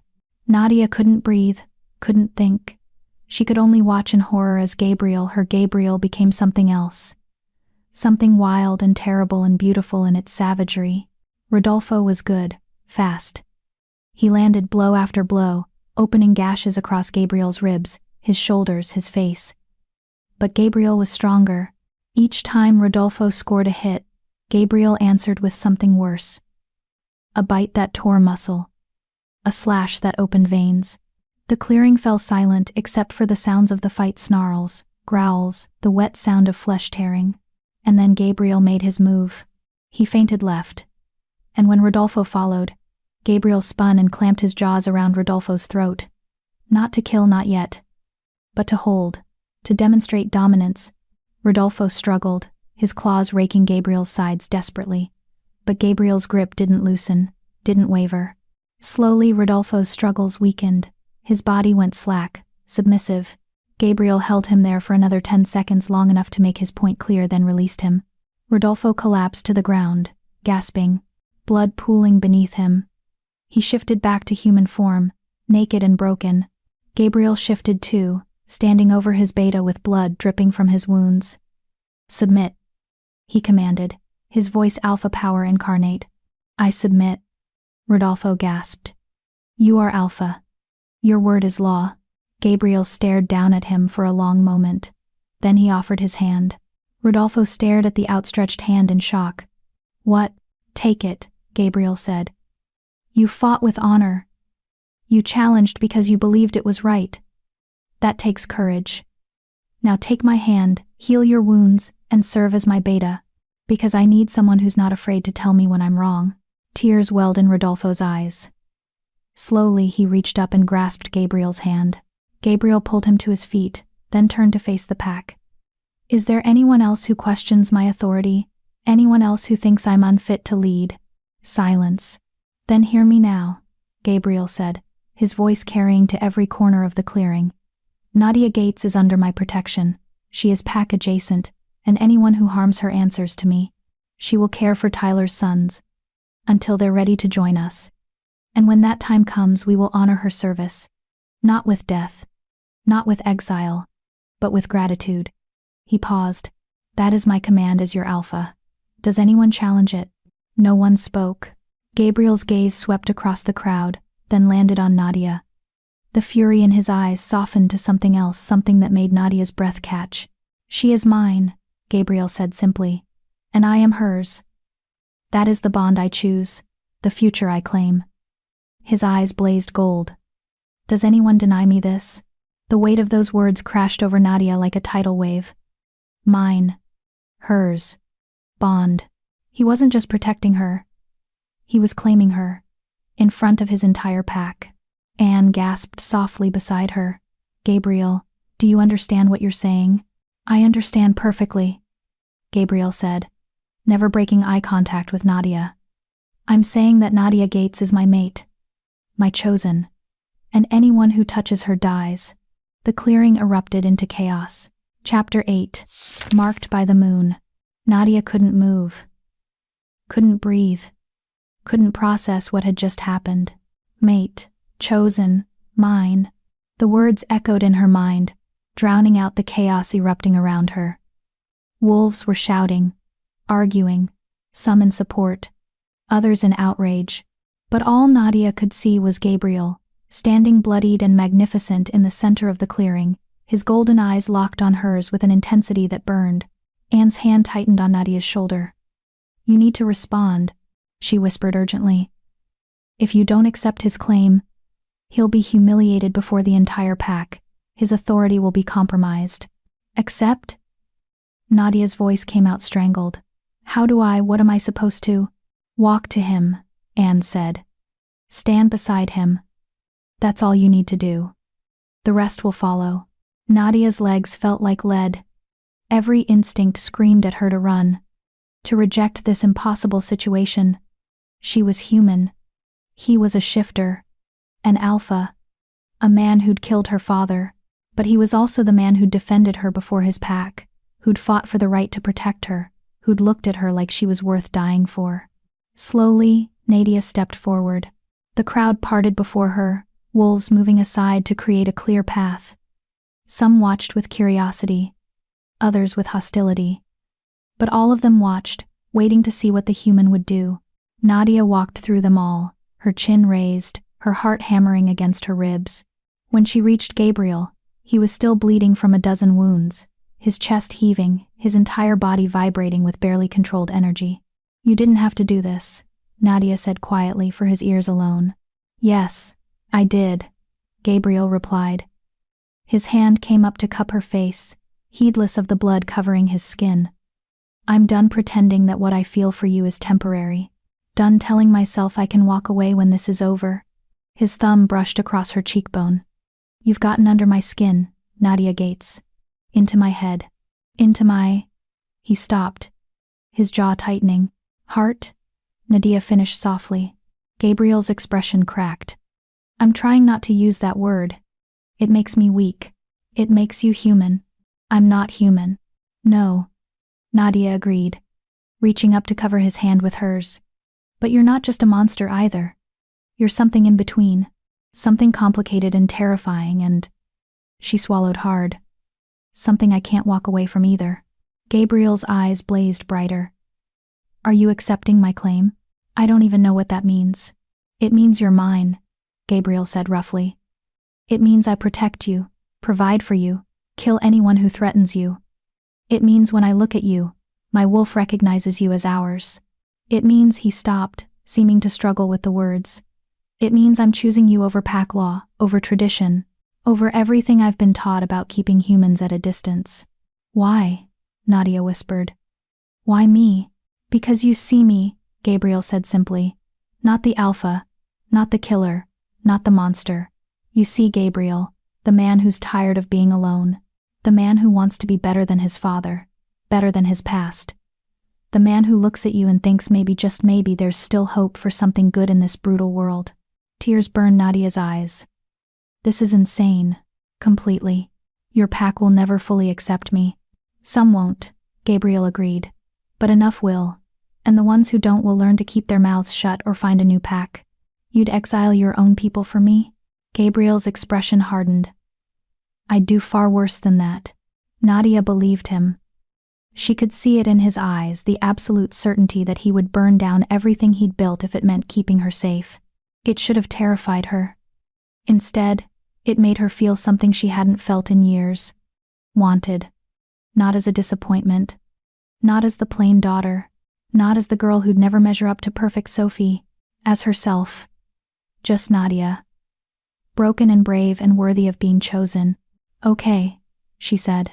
Gabriel froze. Okay? I accept your claim. Nadia's voice grew stronger. I'm yours.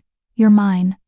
Whatever that means, whatever it costs, I'm choosing this. I'm choosing you. The relief that flooded Gabriel's face was almost painful to witness. He pulled her close, burying his face in her hair, his arms wrapping around her so tightly she could barely breathe. Thank you, he whispered against her skin. Thank you. Behind them, the pack erupted again, but this time, the tone was different. There was still dissent, still uncertainty, but there was also something else. Acceptance. Or at least, resignation. Rodolfo stepped forward, still naked, still bleeding, but his expression was carefully neutral. As beta of this pack, I acknowledge Gabriel Houston's claim on Nadia Gates. She is now pack adjacent, under alpha protection, and anyone who harms her will answer to both the alpha and to me. It was a formal declaration, and the weight of it rippled through the crowd. Several wolves bowed their heads in acknowledgement. Others simply turned and walked away, unable or unwilling to accept this new reality. But enough stayed. Enough to matter. Anne approached, her expression unreadable. You've just changed the course of pack history, she said to Gabriel. You know that, right? Taking a human mate violates centuries of tradition. Then maybe it's time for new traditions, Gabriel said, still holding Nadia close. Anne's lips quirked into a small smile. Tyler would be proud of you. Gabriel's grip on Nadia tightened. I hope so. Alyssa was the last to approach. She looked between Gabriel and Nadia, her expression complicated grief and anger and something that might have been understanding all tangled together. I still don't like this, she said bluntly. I still think it's dangerous. But, she took a shaky breath. Tyler would have wanted his sons raised by someone who loved them, someone who'd fight for them, and you've done that. She looked at Nadia. You've kept them safe when we couldn't. I may not trust you, but I respect that. It wasn't forgiveness. It wasn't friendship. But it was a start. Thank you, Nadia said quietly. Alyssa nodded once, then shifted into wolf form and disappeared into the forest. Gradually, the crowd dispersed. Some wolves stayed to offer congratulations or words of support. Others left in silence, their disapproval clear. But within 20 minutes, only a handful remained. Anne, Rodolfo, Freddie, and a few others Nadia didn't know. We should get you back to the cabin, Anne said to Nadia. The claiming ceremony will need to happen soon within the next few days, but for now, you need rest. Claiming ceremony. Nadia looked at Gabriel in alarm. Gabriel winced. It's complicated. I'll explain later. It's a ritual, Anne supplied helpfully, where the alpha formally binds himself to his mate before the pack. There's blood involved. And marking. And, Anne, Gabriel growled. Not helping. Anne's smile was wicked. Just preparing her, alpha. Nadia's head spun. Blood? Marking? What had she just agreed to? Gabriel seemed to sense her panic. We'll take it one step at a time, he said gently. Right now. Let's just get you home. Home. The cabin had become home without Nadia even realizing it. A place that should have been temporary. Isolated. lonely but instead had become a sanctuary. Gabriel shifted into wolf form and knelt down, indicating Nadia should climb on his back. "You want me to ride you?" Nadia's voice pitched high. Several wolves chuckled. Even Rodolfo cracked a smile. "It's the fastest way back." Gabriel's voice echoed in her mind, and Nadia jumped. "And yes, I can speak telepathically in wolf form. Get used to it." Nadia climbed onto his back carefully, gripping his fur. The moment she settled, Gabriel took off running, and Nadia had to bite back a scream. He was fast. Impossibly fast. The forest blurred around them as Gabriel navigated the terrain with perfect precision. Wind whipped through Nadia's hair. And despite everything, despite the insanity of the last few hours, she felt a wild laugh building in her chest. This was freedom. Pure, exhilarating, terrifying freedom. They reached the cabin in minutes. Gabriel shifted back to human form, catching Nadia as she slid off his back. "You're smiling," he observed. "That was." Nadia searched for words. "That was amazing." Gabriel's expression softened. "Wait until I teach you to hunt. I'm human. I can't hunt like you do." "No," Gabriel agreed. "But you can learn to move through the forest like we do. Silent. Swift. Deadly when necessary." His eyes gleamed. "I'll teach you everything." They walked into the cabin together, and immediately, Cody and Rex launched themselves at Gabriel, yipping excitedly. He caught them both, laughing as they climbed all over him. "Hey, little warriors, miss me?" The pups licked his face enthusiastically, and Nadia felt her heart clench. This was what family looked like. Not perfect Sophie and cold Carol, but this messy, chaotic, unconventional, and absolutely real. Gabriel set the pups down and turned to Nadia. "I need to clean up. These wounds will heal, but the blood needs to be washed off." "I'll help," Nadia said. Gabriel's eyes darkened. "Nadia, you helped me care for the pups. Let me help you." She gestured to the bathroom. "Come on." Gabriel followed her, and Nadia started the shower, adjusting the temperature. When she turned back, Gabriel was watching her with an intensity that made her skin flush. "What?" "I'm trying to figure out how I got this lucky," Gabriel said quietly. "How I went from being alone for a decade to having this." "You fought for it," Nadia said. "You risked everything. It was worth it." Gabriel stepped closer, his hand coming up to tilt her chin. "You're worth it." He kissed her then, slow and deep and full of promise. Nadia kissed him back, her hand sliding up his chest, careful of his wounds. When they finally broke apart, both breathing hard, Gabriel rested his forehead against hers. "The claiming ceremony," he said. "It's going to hurt. The marking process is intense. Are you sure you're ready for this?" "No," Nadia said honestly. "But I'm choosing it anyway. I'm choosing you anyway." Gabriel's smile was brilliant and heartbreaking. "Then we'll face it together." He stepped into the shower, and Nadia helped him clean the blood from his wounds, her touch gentle, reverent. And as she traced the scars and fresh injuries covering his body, she understood something fundamental. Love in this world, in Gabriel's world, wasn't gentle. It wasn't soft. It was blood and sacrifice, and choosing someone even when that choice might destroy you. And Nadia was choosing it. Choosing him. Choosing this life. Whatever came next, they'd face it together. Outside, hidden in the darkness, Rodolfo watched the cabin. His wounds were healing slowly, painfully, but he barely noticed. Gabriel had won. Had claimed the human. Had changed everything. And Rodolfo didn't know if that made his alpha brilliant or suicidal. He turned and melted into the forest, heading back to report to the pack. There was much to prepare, a claiming ceremony to arrange, protocols to establish, a new hierarchy to navigate. The pack was changing. Whether that change would save them or doom them remained to be seen. But one thing was certain, nothing would ever be the same again. In the cabin, Nadia and Gabriel fell asleep curled together on the couch, the pups nestled between them. For the first time in years, Gabriel's face was peaceful. The constant tension, the eternal vigilance, the crushing weight of leadership, all of it faded in sleep. And Nadia, watching him in the firelight, understood that she'd been given something precious, something rare, a monster who'd chosen to be human for her, an alpha who'd chosen to be vulnerable, a man who'd given her the one thing she'd always craved, a place to belong. She closed her eyes and let sleep claim her, Gabriel's heartbeat steady beneath her ear, the pups warm against her chest. Tomorrow, there would be ceremonies and protocols, and a future to navigate. But tonight, there was just this, a family forged in blood and choice, and something that felt dangerously like hope. Chapter 9. Brothers in Blood. 3 days passed in a strange, suspended peace. Gabriel spent every night at the cabin, teaching Nadia about pack dynamics, shifter culture, and the intricacies of the claiming ceremony that loomed before them. During the day, he returned to pack territory to maintain order and prepare for the ritual. The pups were thriving. Cody's wound had healed completely. Shifter healing was truly remarkable, and both pups were growing stronger, more playful.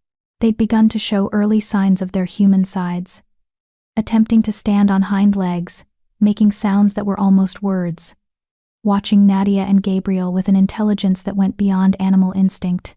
"They'll shift for the first time within the month," Gabriel explained one evening as they watched the pups play fight in front of the fireplace. "It'll be painful for them. Confusing. They'll need both of us to guide them through it." "Both of us?"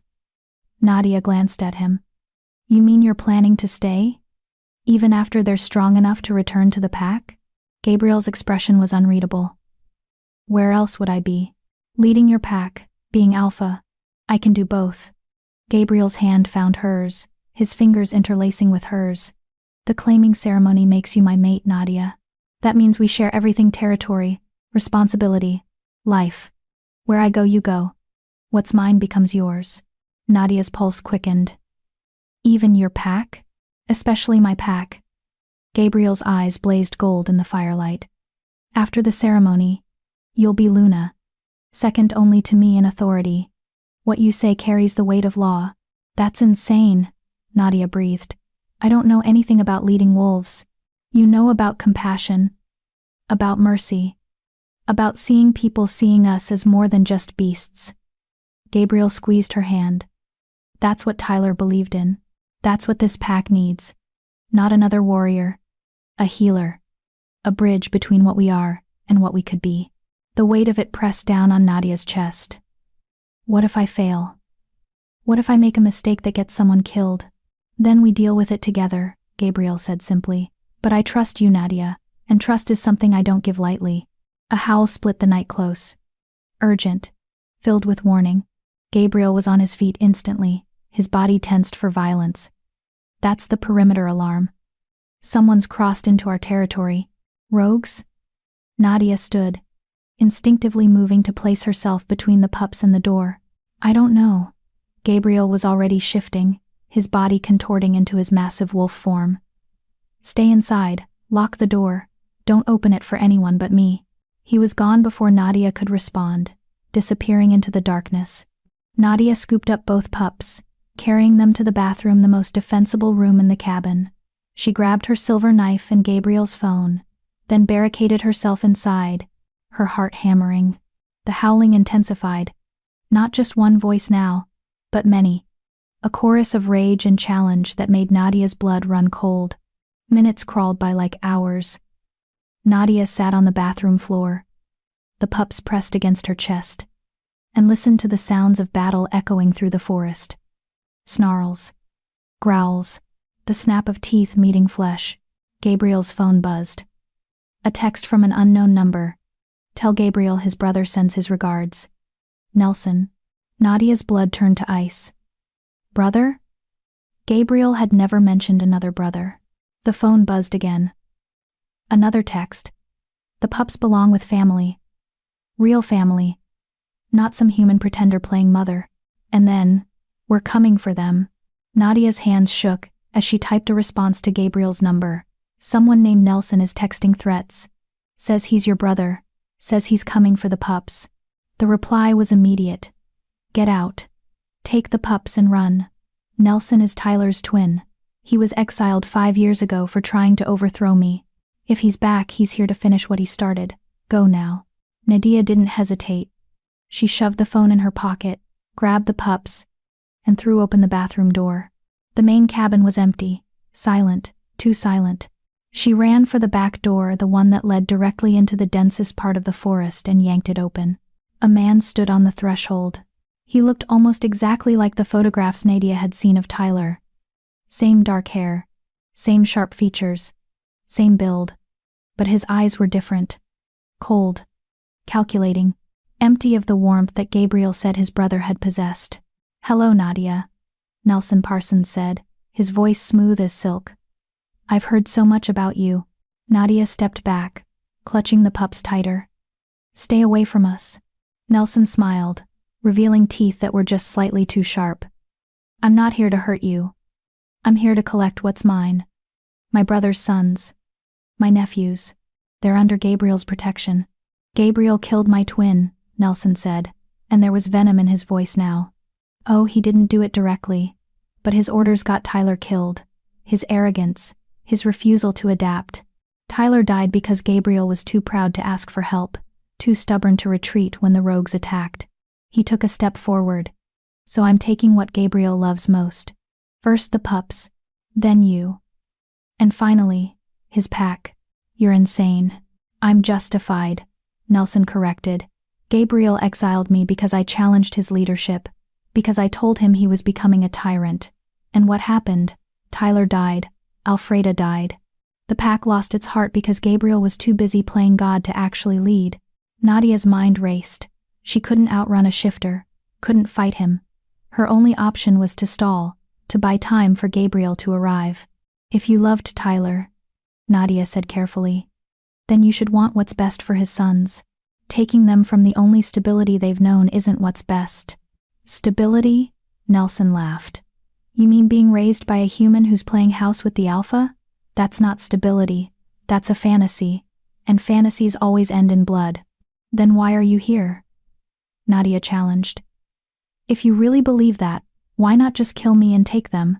Nelson's expression flickered. "Because Tyler loved you." Nadia blinked. "What?" "He never met you," Nelson continued. "But he knew about you. He read your father's research, followed your work. He used to tell me that if anyone could bridge the gap between humans and shifters, it would be someone like you. Someone who saw us as more than monsters." His voice turned bitter. He was wrong, of course. Humans only see us as threats or opportunities. Nothing in between. That's not true. Isn't it? Nelson's eyes blazed gold. "Your father documented us like we were specimens. Your government hunts us. Your people destroy our habitats, invade our territories, and then act surprised when we fight back." He gestured to the cabin. "And now you're here, playing mother to shifter pups, and you honestly expect me to believe you're different?" "I don't expect you to believe anything," Nadia said. "But I know what I am. I know I found 2 babies who needed help, and I didn't run. I didn't exploit them. I didn't see them as research or opportunities. I saw them as children, and I'll protect them with my life if I have to." Nelson stared at her for a long moment. Then he laughed, a harsh, broken sound. "You really mean that, don't you? You'd actually die for them?" "Yes." "Why?" "Because someone has to," Nadia said simply. "Because they're orphans, just like me. Because they deserve a chance to grow up knowing they're loved, not just tolerated. Because—" She stopped, her voice cracking. "Because your brother believed people could be better than their worst instincts. And I'm trying to honor that belief." Something shifted in Nelson's expression. The cold calculation faltered, replaced by raw, unfiltered grief. "Tyler was an idiot," Nelson whispered. "He believed in redemption, in second chances, in the goodness of people who'd never shown him anything but cruelty, and it got him killed." "No," Nadia said firmly. "It got him remembered. It got him loved. It made him someone worth mourning." Nelson's hands clenched into fists. "I miss him. Every day, I miss him. And I can't forgive Gabriel for not saving him, for not being there when Tyler needed him most." "Then don't forgive him," Nadia said. "But don't punish his sons for your grief. They didn't choose any of this. They're innocent." "No one's innocent," Nelson said, but his voice had lost its edge. A growl erupted from behind Nelson. And suddenly, Gabriel was there, massive, bloodied, his eyes blazing with fury. He placed himself between Nelson and Nadia, teeth bared in a snarl that promised death. Nelson shifted immediately into wolf form identical to Tyler's form. Nadia realized with a jolt. The same silver-gray fur. The same build. The brothers circled each other, and Nadia knew she was watching something that had been building for years. Two siblings, broken by loss and betrayal, finally coming face to face. Gabriel lunged first, and Nelson met him mid-air. They collided with devastating force, and Nadia had to shield the pups as blood sprayed across the clearing. But this fight was different from the one with Rodolfo.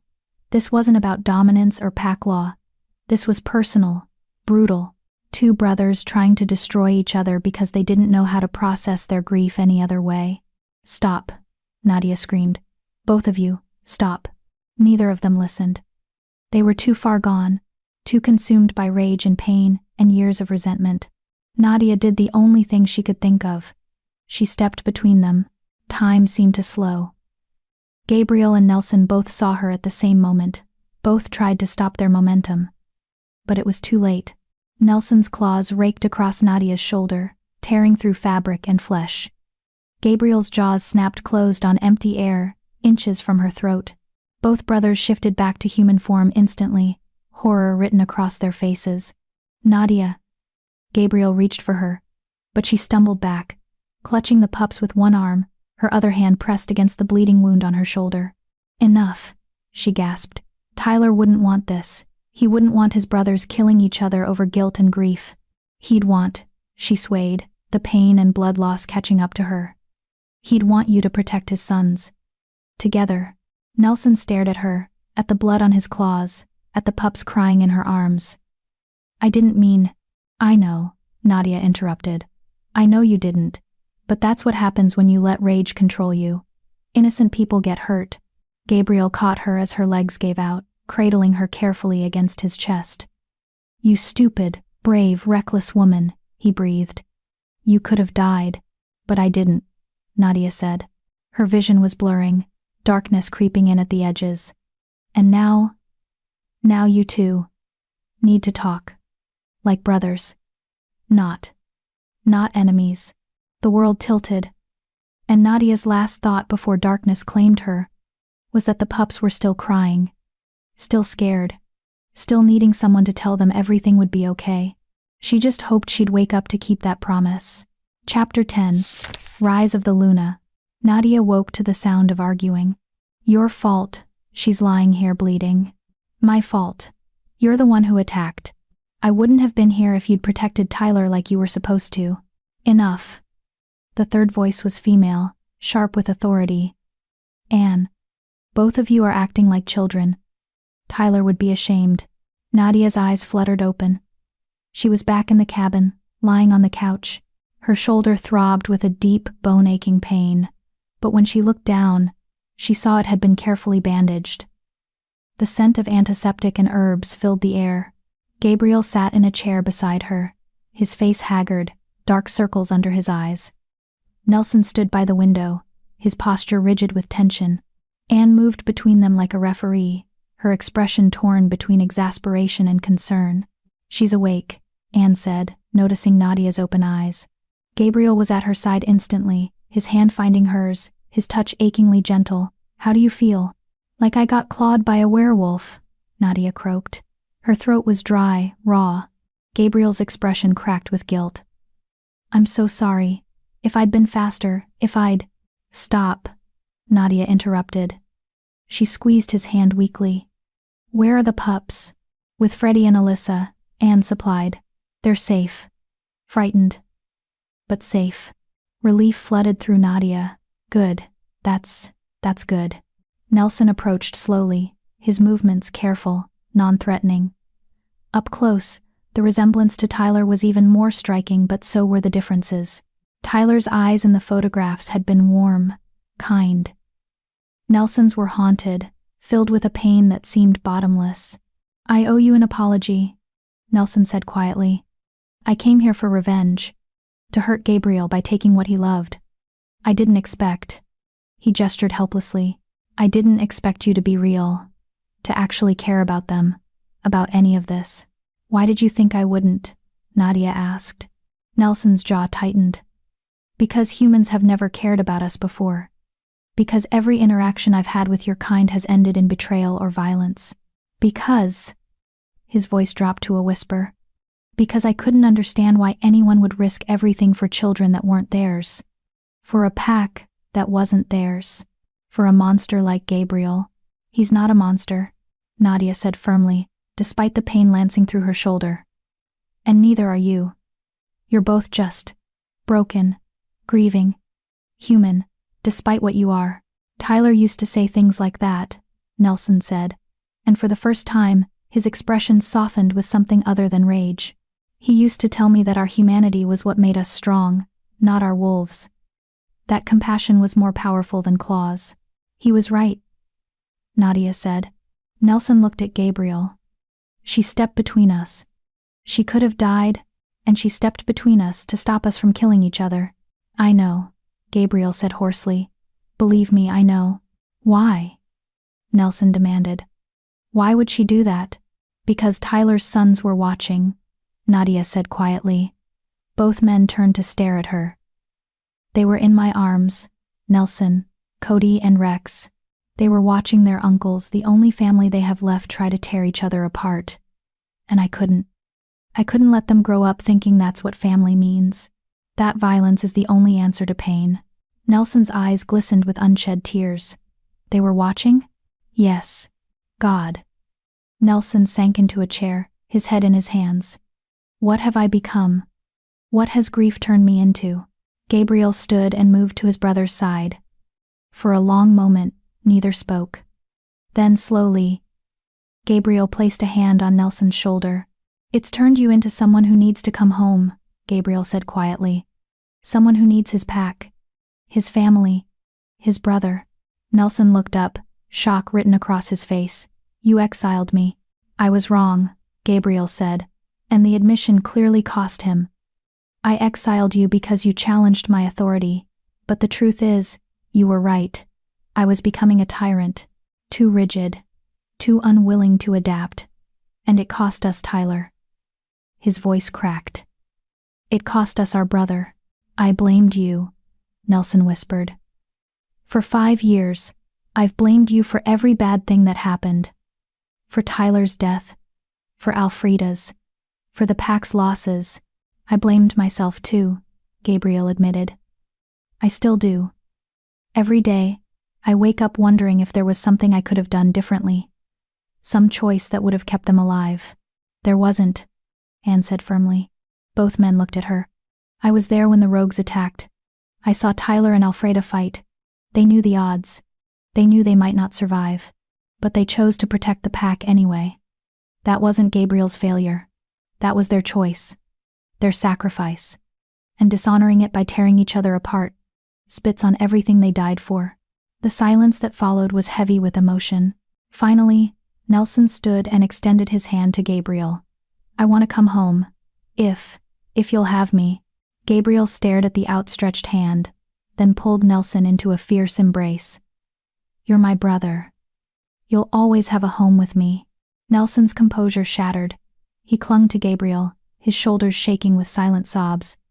And Gabriel held him, his own tears falling freely, two broken men finally allowing themselves to grieve. Nadia watched through blurred vision, her own tears streaming down her face. This was what Tyler had believed in. Not violence or dominance, but the possibility of healing, of forgiveness, of brothers finding their way back to each other through the darkness. Anne knelt beside Nadia, checking her bandages. You did something remarkable today, she said quietly. You gave them permission to be vulnerable, to be human. That takes extraordinary courage. Or extraordinary stupidity. Nadia said, managing a weak smile. Sometimes they're the same thing, Anne replied with a wink. The door burst open, and Freddie stumbled in, carrying both pups. They wouldn't stop crying, he said breathlessly. They keep calling for Mama. Cody whimpered, his voice tiny but unmistakably human. Want Mama? Everyone froze. Did he just... Nadia's voice caught. He shifted. Anne breathed. He's too young. That shouldn't be possible for another 2 weeks at least. But Cody was changing before their eyes, his wolf form melting away, replaced by a small, chubby toddler with dark hair and golden eyes. He reached for Nadia, tears streaming down his face. Mama, hurt. Mama, hurt. Rex followed suit, his transformation equally miraculous. Within seconds, 2 toddlers sat where the pups had been, both crying, both reaching for Nadia. Gabriel moved immediately, lifting both boys and bringing them to Nadia. Careful, he warned them gently. Mama's hurt, we have to be gentle. Both boys climbed onto the couch, pressing close to Nadia without touching her injured shoulder. Cody's small hand found hers, gripping it tightly. Rex curled against her other side, his face buried in her shirt. Mama safe? Cody whispered. Mama's safe, Nadia assured him, her heart breaking and rebuilding simultaneously. I'm right here, sweetheart. I'm not going anywhere. Nelson stared at the scene, his expression complex. They called you Mama. I know, Nadia said softly. Tyler's sons. They see you as their mother. I know. Nelson's voice was rough with emotion. He would have loved that. Tyler. He would have loved knowing his sons had someone who'd die for them, someone who'd stand between warring alphas just to keep them safe. He looked at Gabriel. You chose well, brother. Gabriel's hand found the back of Nadia's neck, his touch protective, possessive. She chose me. I'm just trying to be worthy of that choice. You are, Nadia said, turning to meet his eyes. You are. You are. Anne cleared her throat. The claiming ceremony. It needs to happen soon. Nadia's injury complicates things, but the pack needs to see the formal binding. Especially now that Nelson's returned. There will be questions, concerns. The ceremony will establish stability. Can it wait until I can stand without passing out? Nadia asked. 3 days, Anne said. Shifter saliva in the wound will speed your healing. You should be functional by then, if not fully recovered. Shifter saliva? Nadia's nose wrinkled. Gabriel's lips quirked into a small smile. Don't worry, I'll make it as pleasant as possible. That's not reassuring. It's not meant to be. Over the next 3 days, the cabin transformed into something that felt like a real home. Nelson returned to pack territory to formally request reinstatement, a request Gabriel granted immediately, restoring his brother as third, just below Rodolfo in the hierarchy. The pack's response was mixed. Some welcomed Nelson's return, seeing it as proof that Gabriel was capable of mercy and growth. Others were suspicious, remembering the division Nelson had caused before his exile. But when word spread that Nelson had helped save Nadia from a rogue attack, a creative reinterpretation of events that both brothers agreed upon, the resistance faded. Nelson became the uncle who'd protected the Luna to be a hero, not a villain. Nadia spent the time recovering and learning to navigate life with 2 toddler shifters. Cody and Rex couldn't maintain human form for long. They'd shift back to pups after a few hours, exhausted by the effort. But each day, they lasted a little longer. Spoke a few more words. Showed more of their personalities. Cody was serious, thoughtful, constantly asking questions.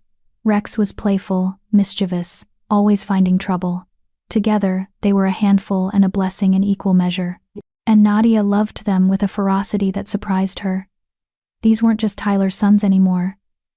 They were hers, her boys, her family. Gabriel spent every moment he could at the cabin, teaching Nadia pack protocol, explaining the claiming ceremony, preparing her for the life that awaited her as Luna.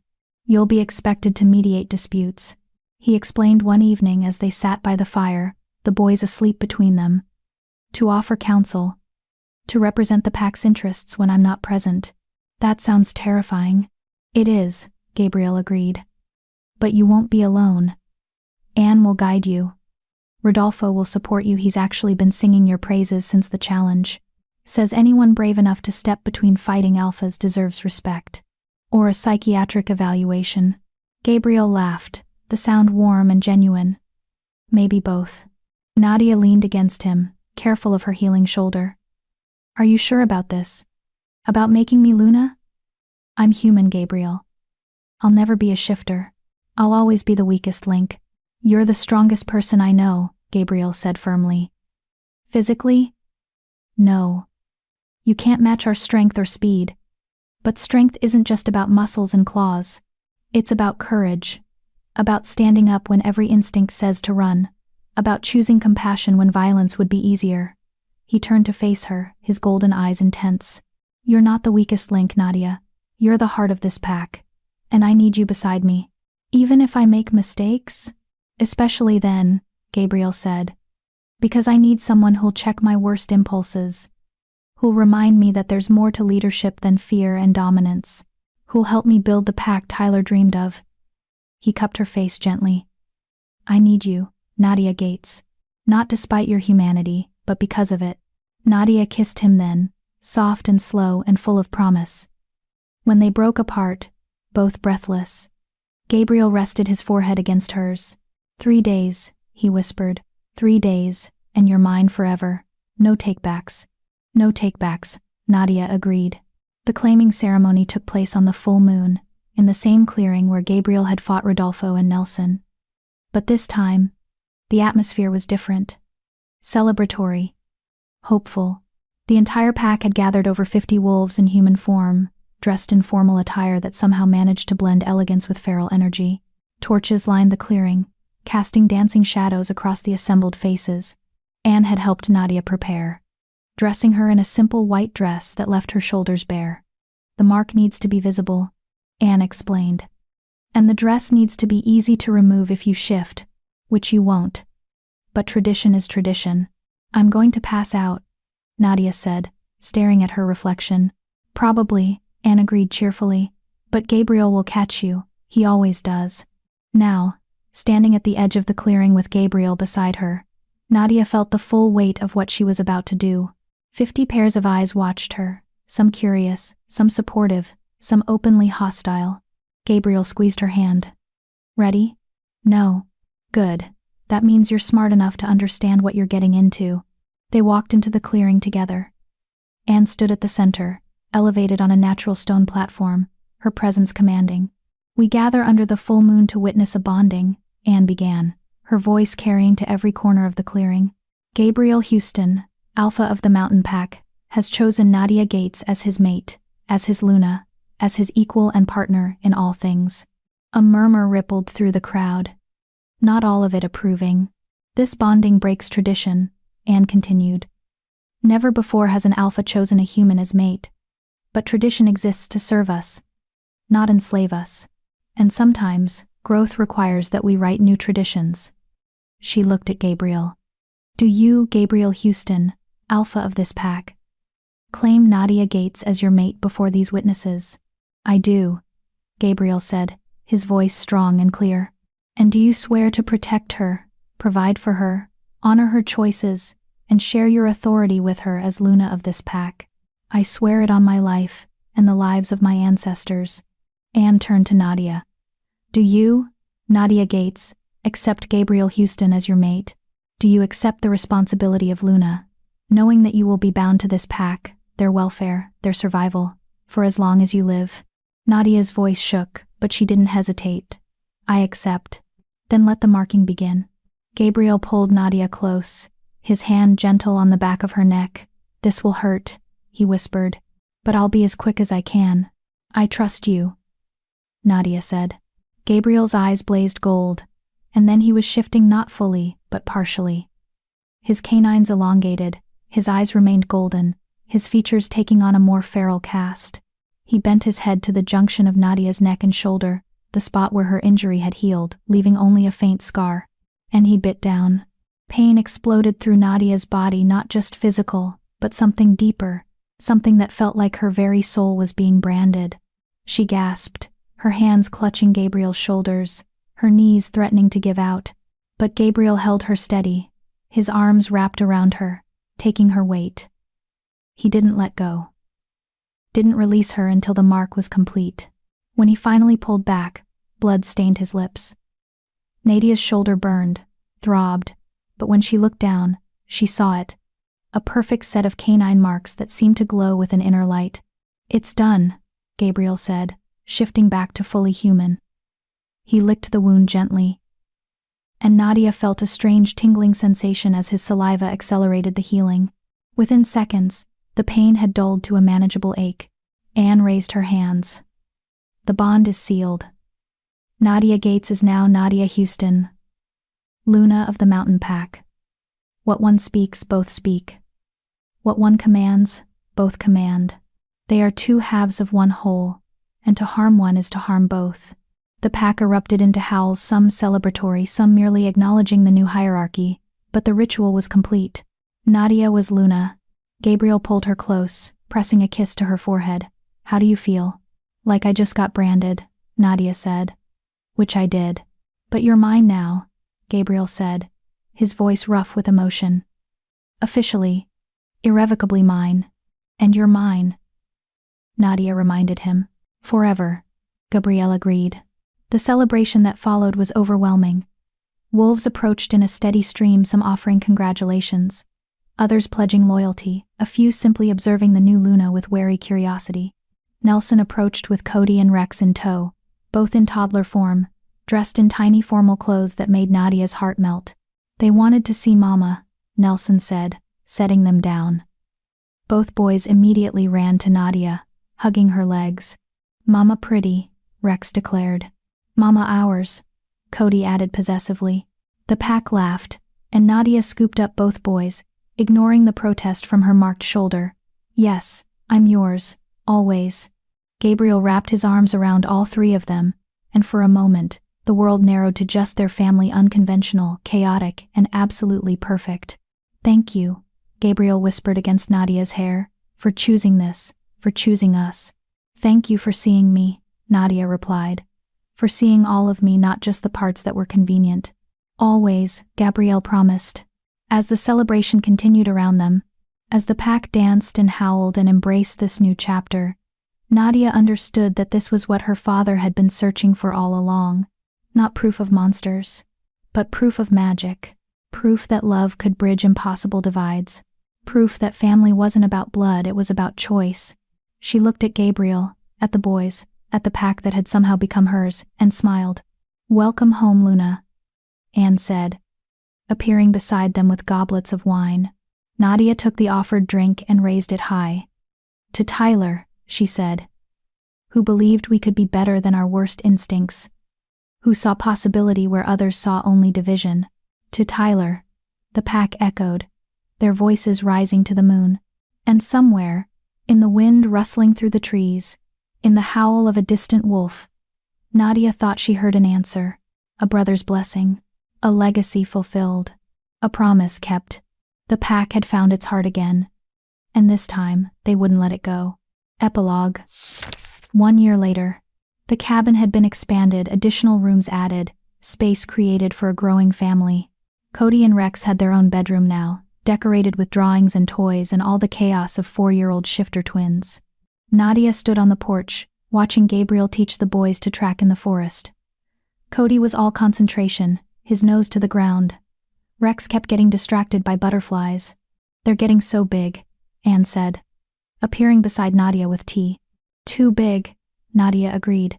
Soon they won't need me anymore. Children always need their mothers, Anne said wisely. Just in different ways. Nadia's hand drifted unconsciously to her stomach, where a new life was growing. She hadn't told Gabriel yet, wanted to wait for the right moment. But Anne noticed, of course. The elder always noticed. He'll be thrilled, Anne said softly. Or terrified, Nadia countered. A human shifter hybrid? We don't even know if that's possible. You're living proof that impossible things happen every day, Anne said. Trust the process. Trust your mate. Trust yourself. Gabriel emerged from the forest with the boys, all three of them laughing. When he saw Nadia, his entire face lit up with a joy that still took her breath away. Mama! Mama! The boys ran to her, talking over each other about the rabbit they'd tracked and the bird's nest they'd found. Gabriel followed more slowly, his eyes never leaving Nadia's face. You're glowing, he observed. It's the pregnancy hormones, Nadia said before she could stop herself. Gabriel froze. What? Nadia bit her lip. Surprise? Gabriel crossed the distance in 3 strides, pulling her close, his hand splaying across her still flat stomach. "You're pregnant? We're having a baby?" "We're having a baby," Nadia confirmed. Gabriel's eyes blazed gold. And then he was kissing her, fierce and desperate and full of love. The boys made gagging noises, but neither Gabriel nor Nadia paid attention. When they finally broke apart, Gabriel rested his forehead against hers. "Thank you," he whispered. "For this. For everything. For being the family I never thought I'd have." "Thank you for finding me," Nadia replied. "For choosing me when you could have walked away." "Never," Gabriel said. "I'll never walk away from you. From this. From us." Behind them, the pack was gathering for the evening meal, a tradition Nadia had instituted, where everyone ate together under the stars. Nelson helped set up tables. Rodolfo tended the fire. Alyssa corralled the younger wolves who were getting too rowdy. And Nadia looked at all of it at the family she'd built, the life she'd chosen, the impossible love that had bloomed from tragedy, and knew she was exactly where she was meant to be. The pack had arrived to kill. They'd found their pups asleep on her chest. And the alpha had made her Luna. But more than that, they'd made each other whole.